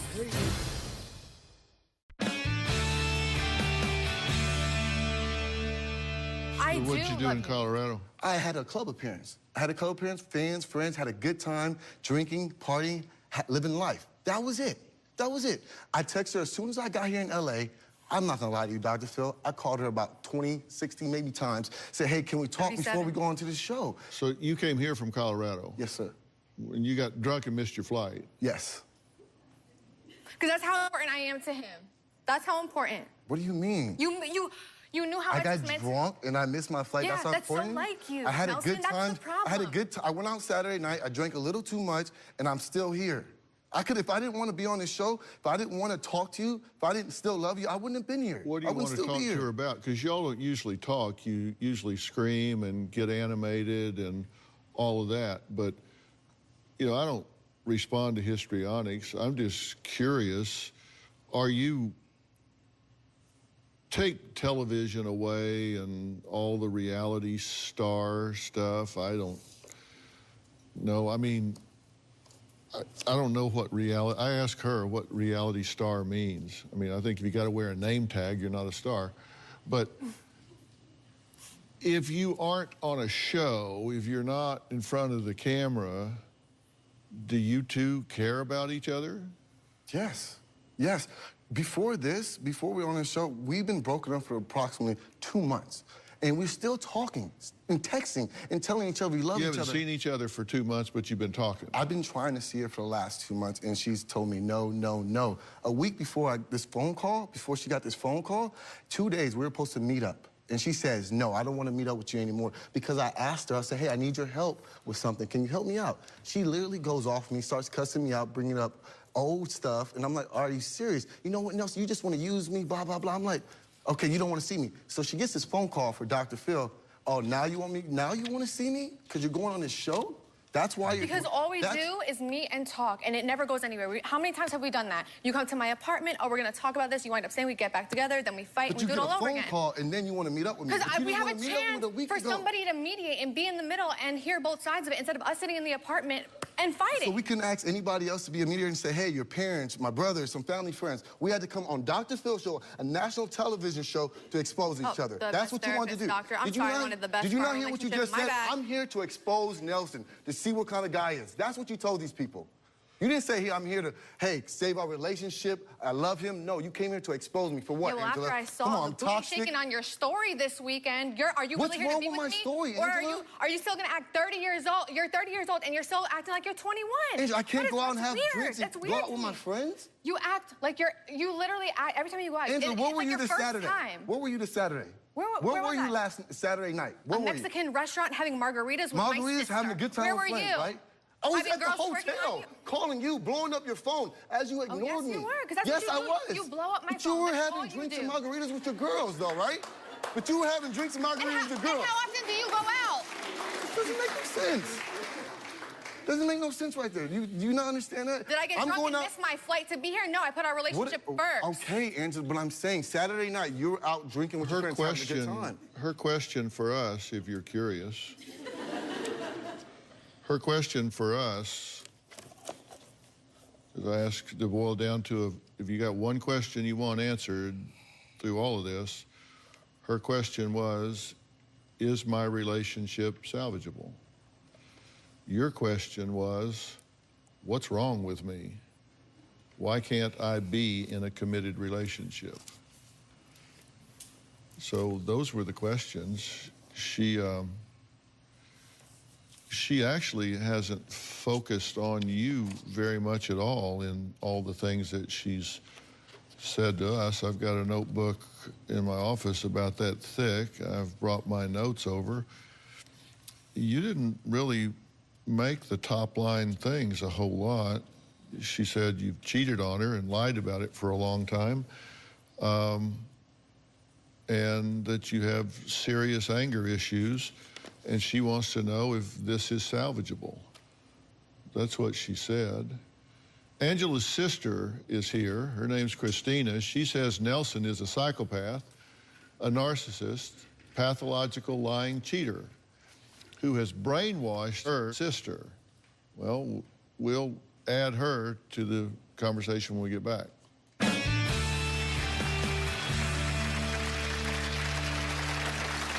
Nelson is a womanizer because he knows exactly what to say to get exactly what he wants. He knows I don't like him. I look back at those episodes and I'm like, you're fake. You're fake. You're just doing it for camera.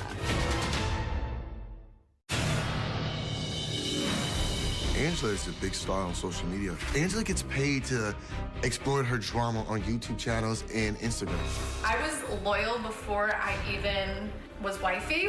He's the first to admit that he made a huge mistake and, you know, he did put me through hell for a while. Our relationship has to be blasted on social media and make this big ordeal. Now, I've always told her, yo, what are you gonna do, make a YouTube video about me? Why do you wanna exploit our problems? In my head, I'm thinking, okay, is this a joke to you? Well, Angela's sister, Christina, says she hates Nelson and is praying that the two of them never get back together. Here's what she had to say. My sister's relationship with Nelson is like a never-ending roller coaster. They are constantly fighting. I've seen Nelson and my sister on X on the beach being so romantic towards each other. Wow. I got us some champagne and strawberries and chocolate. I look back at those episodes and I'm like, you're fake. You're fake. You're just doing it for camera. Nelson is so into himself. He loves attention. And he thinks my sister is his sugar mama. He's like, I'll get my free flight and you get everything else. And then it's even, and it's not even. My sister pays for vacations. He hasn't spent $1 on her. Someone who cheats on you doesn't love you. Nelson is definitely not faithful. Everyone sends her the videos and pictures of him with these other girls at the bars and clubs that he goes to. In the videos, there would be a girl dancing on him, and he's like right behind her, grabbing her, kissing her. And then when my sister questions it, he's like, oh, that's just a friend. Nelson is a womanizer because he knows exactly what to say to get exactly what he wants. He knows I don't like him. You can't Nelson even be honest right now? That's a lie. Have I ever asked you for anything? You haven't asked me for money. What else have I asked you for? She just said you're my sugar mama. He does not love you, Angela. That's on her. Take it up with her. Okay, look, stop. If Angela goes... Well, okay, stop the histrionics. You're on the wrong show. If you want to do that, save it. Do it some other time. Thank you for being here. Thank you for having me. You think this isn't a healthy relationship? Definitely unhealthy.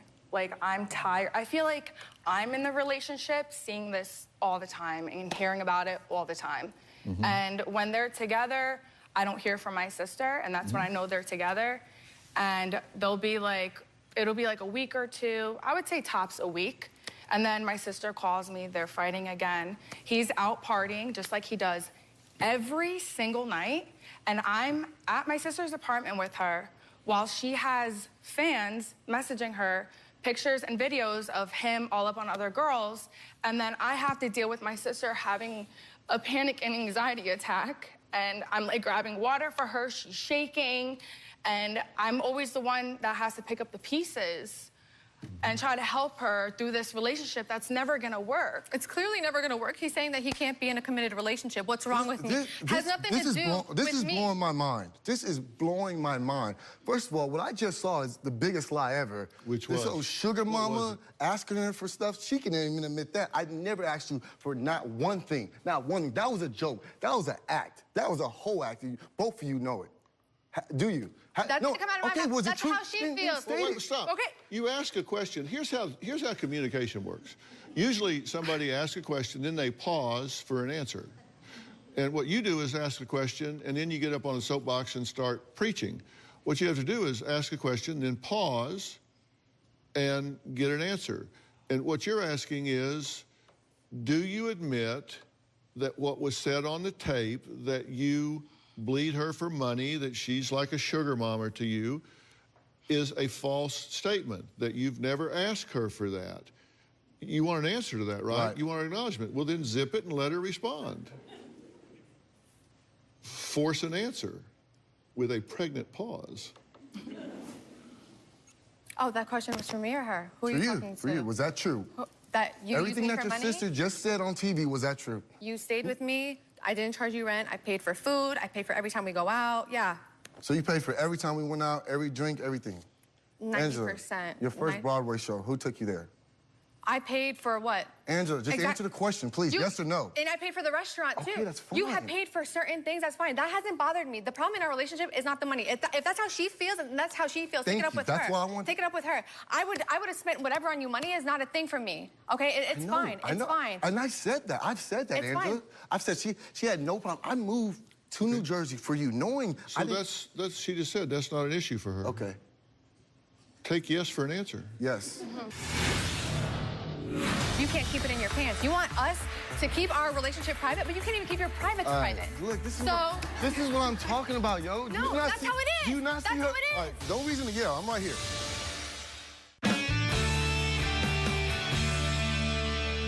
That's not the issue. I don't want to waste time talking about money. It's not I'm gonna let y'all about talk. money. Go ahead.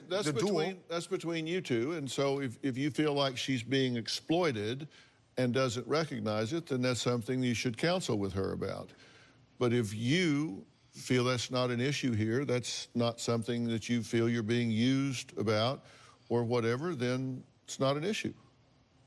And you say that's not an issue. You're much more interested in whether or not he is being faithful and treating you with dignity and respect, or whether he's using you and then going off and betraying you and then coming back and playing you for a fool. Mm-hmm. That's exactly the problem. And he went off while you were still on the show, and he did get involved with somebody else. And he came back and said, well, I didn't know if we had a real relationship or if this was just on the show, right? Yeah, because he didn't know where things were going. So let's just start off, make sure we start off on the wrong foot. Let's just start out that way then. Yeah.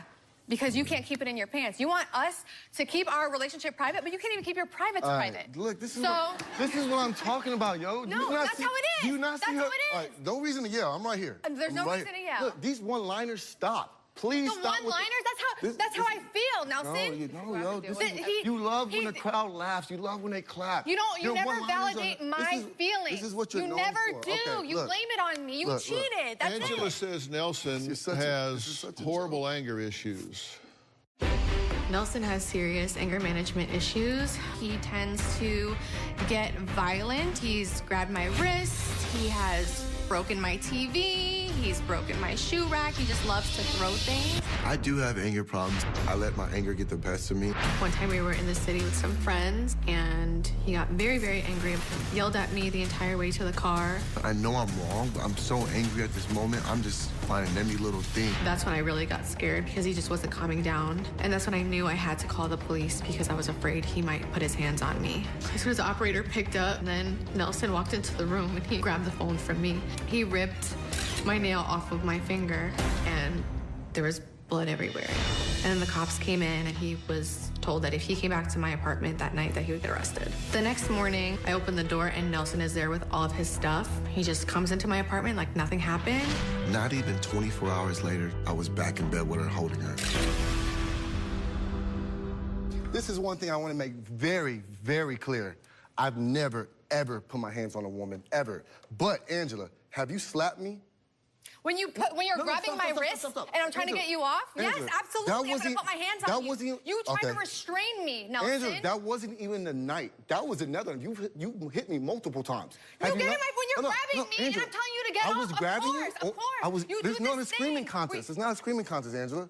Angela, you got upset and angry with me when I told you about a girl texting me and DMing, didn't even touch you or nothing, but you slapped me a couple times. How were you in my face then? Angela, did I just run up yes, you ran up on me, across the room and slapped you? Angela, yes, or were you grabbing me, not letting me get away from the situation? I tried to walk away. I tried to walk away every single time. Every time I would see my sister, there would be a new mark on her. Angela, stop this. Stop this. Are you serious? That's not true. Exactly. That's what I'm talking about. Stop lying. Yeah, no. Why are you trying to... From the finger incident? What, she's just going to throw her finger on Let me make something very clear right now. This young lady right here, her sister begs for to be back on TV. Begs for her. Looks up to, wants to be her sister so bad. What are you talking about? What you're doing right now? What are you talking about? You're the one who wants attention from her. What? Are you kidding me? You're all up on social media 24/7. Your sister doesn't... Yeah. Your sister doesn't agree with you at all. What are you talking about? I'm not a sugar mama. You're talking about yourself. You're talking about yourself. Oh my God, I'm here to figure out now. This is an I'm act here to right figure here. out my relationship. Stop it! This is that. Stop! I'm here to I'm here for my relationship, and nobody's letting me f***ing talk. This isn't about you guys. I'm so. She'll be back. There's no way to get out over there. We're out of time for today, but stay tuned tomorrow when Angela finally finds her way back to the stage after dramatically storming off. Tomorrow on an all-new Dr. Phil, she stormed off the stage. She'll be back. There's no way to get out. Now, can this reality star... Have you told her everything? Yes, she knows I've told her everything. No, I don't. Don't speak for me. handle a dose of reality? Let's play the tape. Have you been faithful to Angela? No. Does she know that? No. Did you cheat on me? Yes or no? That's tomorrow.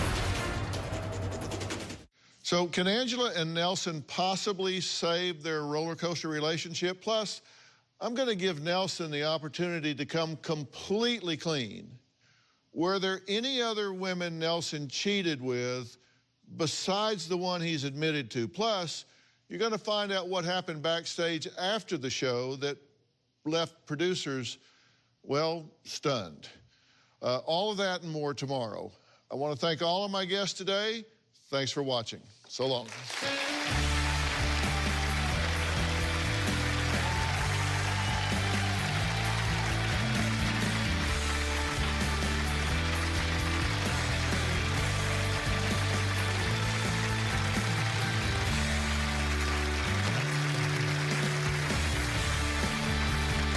Ok nha mọi người, đợi mình xíu ha.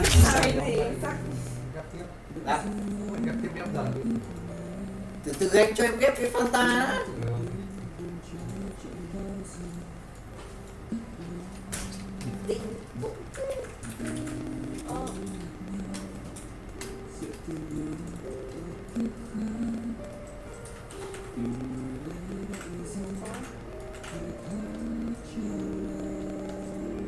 Giờ thì cho Fanta giờ.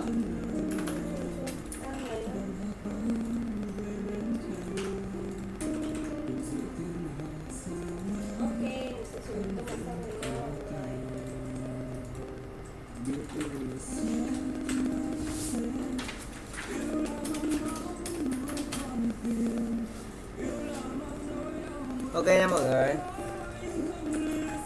Còn một cái thôi. Bây giờ nếu mà làm kiểu content ấy, làm content kiểu khác được không anh? Nhưng mà phải xem content nào mà làm lâu dài. Ok, mình sẽ tìm trận đầu tiên nha. Cho tuần anh đi làm review. Làm review food. Đánh nhẹ nhầm rồi. Cái điếu của vẫn Tuấn Anh. Đánh nằm vẫn nhầm. Đang xè phụ.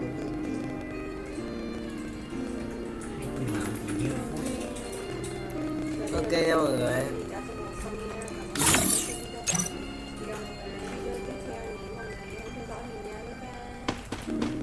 Em không muốn làm review không?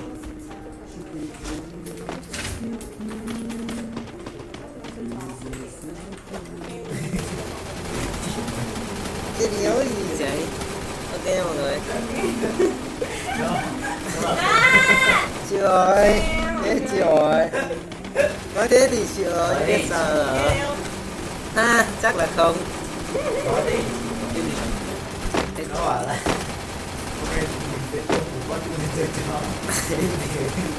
chịu rồi. Cứu rồi. Ca này hết cứu. Ai kêu treo hoài. Treo chỗ nào?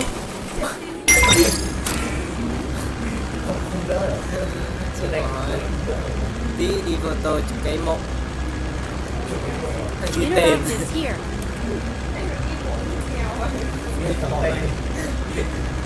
Head there. Rồi, em cứu rồi. Sao lại cái quên gì kìa? Đừng cho rồi, đừng về nhà.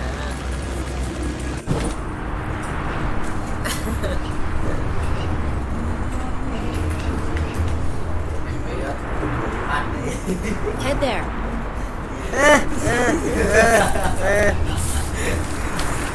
luôn rồi. Không, tôi là bên khác rồi.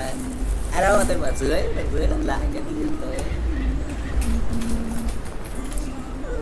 Mà chấp vừa để cho nói chưa? Ha. Mày chắc không ấy cũng đã bằng tuổi với đâu. Che cái gì đâu. Head there. Nhiệt. Ủa, ống giảm nhiệt có tác dụng buồn quẻ. Head there. Em đang làm không chó đâu. Xong rồi, gần 200 cái là đủ rồi.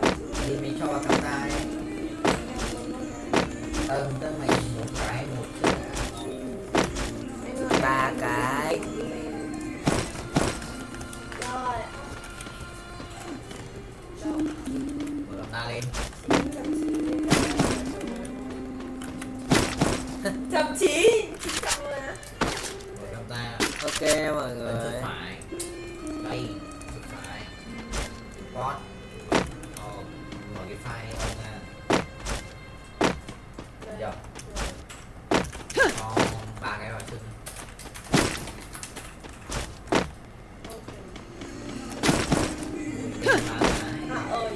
Sao anh không bảo ngay từ đầu đi? Từ từ nha. Cái này là lặp lại này, xóa đây. Ấn đây, không, cái này mà xóa. Những cái nào có cái dấu 1 ở đấy, ở cuối là trùng lại. Màu đen. Enter. Enter được nhỉ. Open. Ok nha mọi người. Đây.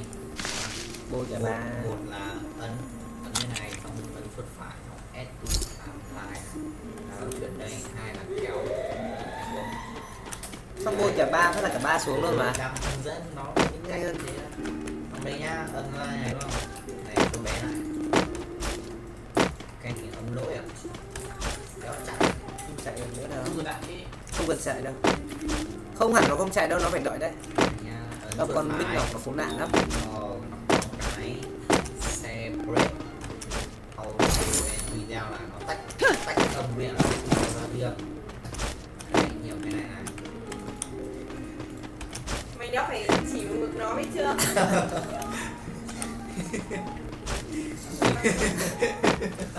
Good. Không phải hả?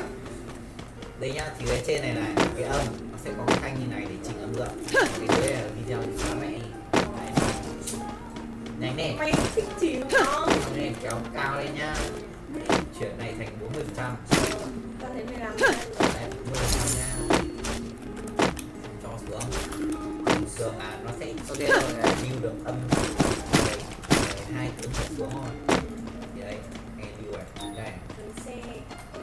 Ok file, profile nha. Ok. Ok này. Cứ lách nha. Ok mọi người. Xong lần này thì chọn file cho vào. Tạo một căn chữ N.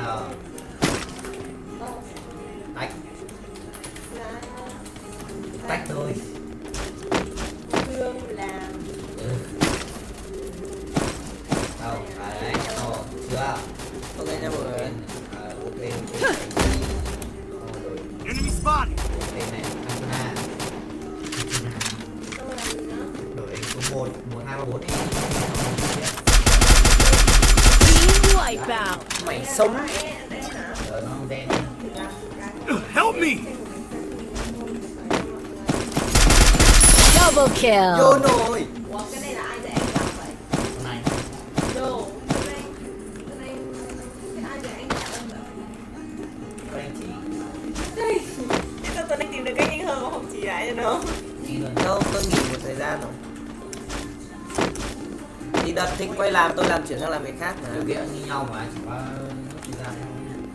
Em đau vai nó.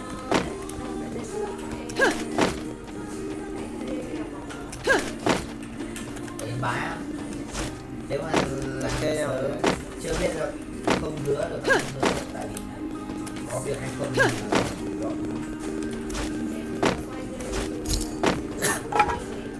Rồi, đi mua đồ thôi. Mua ngay cho mình khẩu súng ngắm nha, để ngắm đỉnh cho sướng cái con mắt. Ôi mà tiếc nhở, một súng ngắm nhưng mà mình lại đang dùng bao nhiêu là đồ xịn đấy. À đây.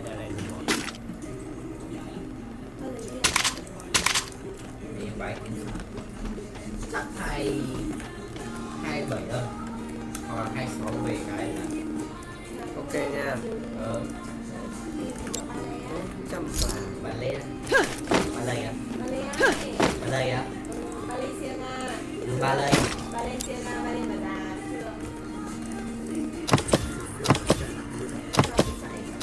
chạy 50 xong đấy, xong rồi à đấy, xóa này đi rồi đi lên xóa cái đấy luôn, bôi cho bà rồi đấy nhá, đấy là cách tên từng cái một như thế là rất lâu. Không nhớ đâu để em làm lại được. Cái lúc đấy mày cho đâu cái này đúng không? Ôi chủ quan rồi. Đâu có đúng làm tại không? Hay lúc tải nó tên giống nhau nó Thôi để tí lên tự làm. Xóa luôn đi, không một tí cho một đống mà. Ship đèo lại tè. Ôi giời mình xin ngay được.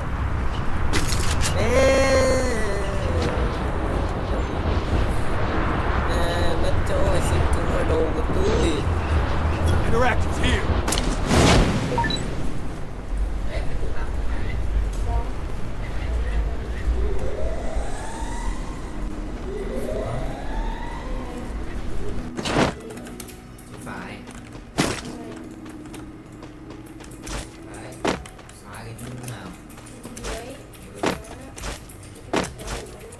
Phải cho to lên thì mới kéo được, không thể cho mà chuẩn được.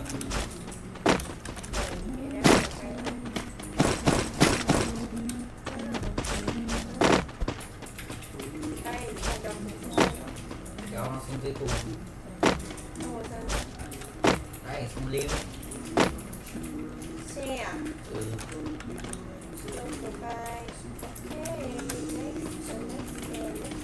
Hai đặt số theo ấn số 2.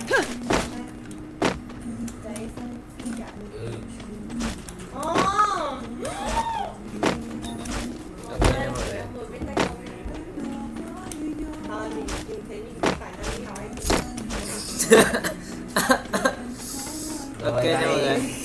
Không, tôi đang trình không, mai mày làm sang ta tao tách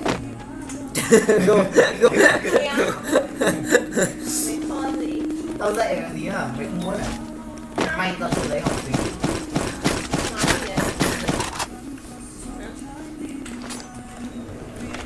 Ok rồi người. Đúng rồi.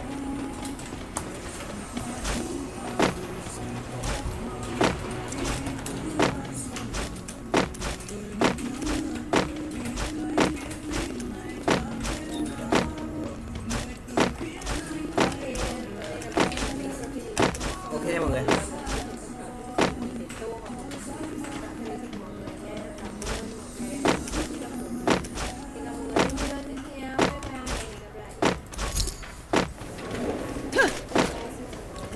Mà P5 3 bạch vứt ngay chi mối cá đi.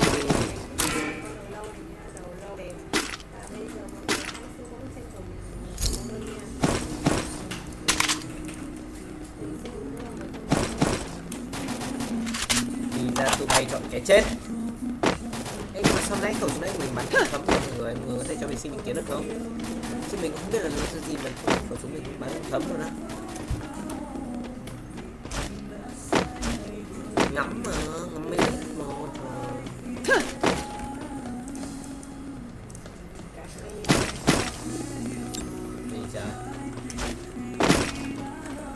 ok nha. Nhớ một chi sừng thì đâu? Đâu? Nào đó? Đây, 14, 15, 16 13 13 đâu? Em gì gửi? Anh gửi em 16, 17. Đây vẫn còn cái nữa gì? Thì giờ đấy, anh không làm đâu. 14, 15, 16, 17 tới 17 rồi. 17 đấy đấy.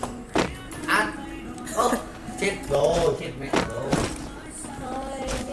Có má. Không phải một.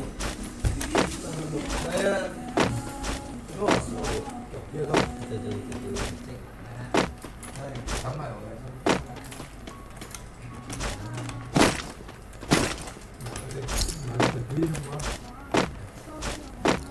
Ok nha mọi người.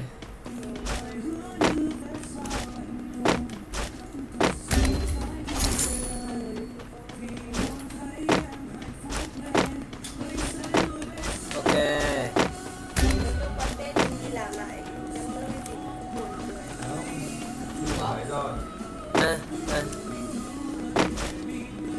Biết sao là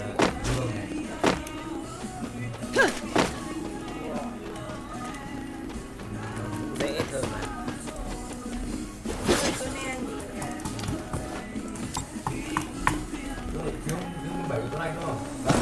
No.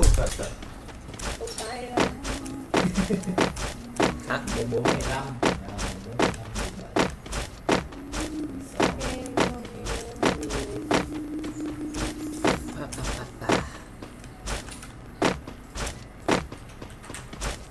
Em game em cắm nốt Không.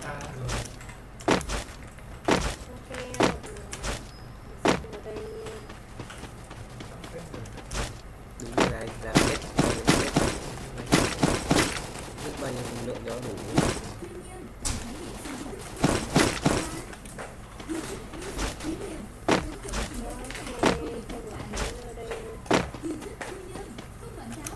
Bảo Mr. Long đọc thêm 6 GB bên này nữa. Resources here. Dùng tẹp ga luôn.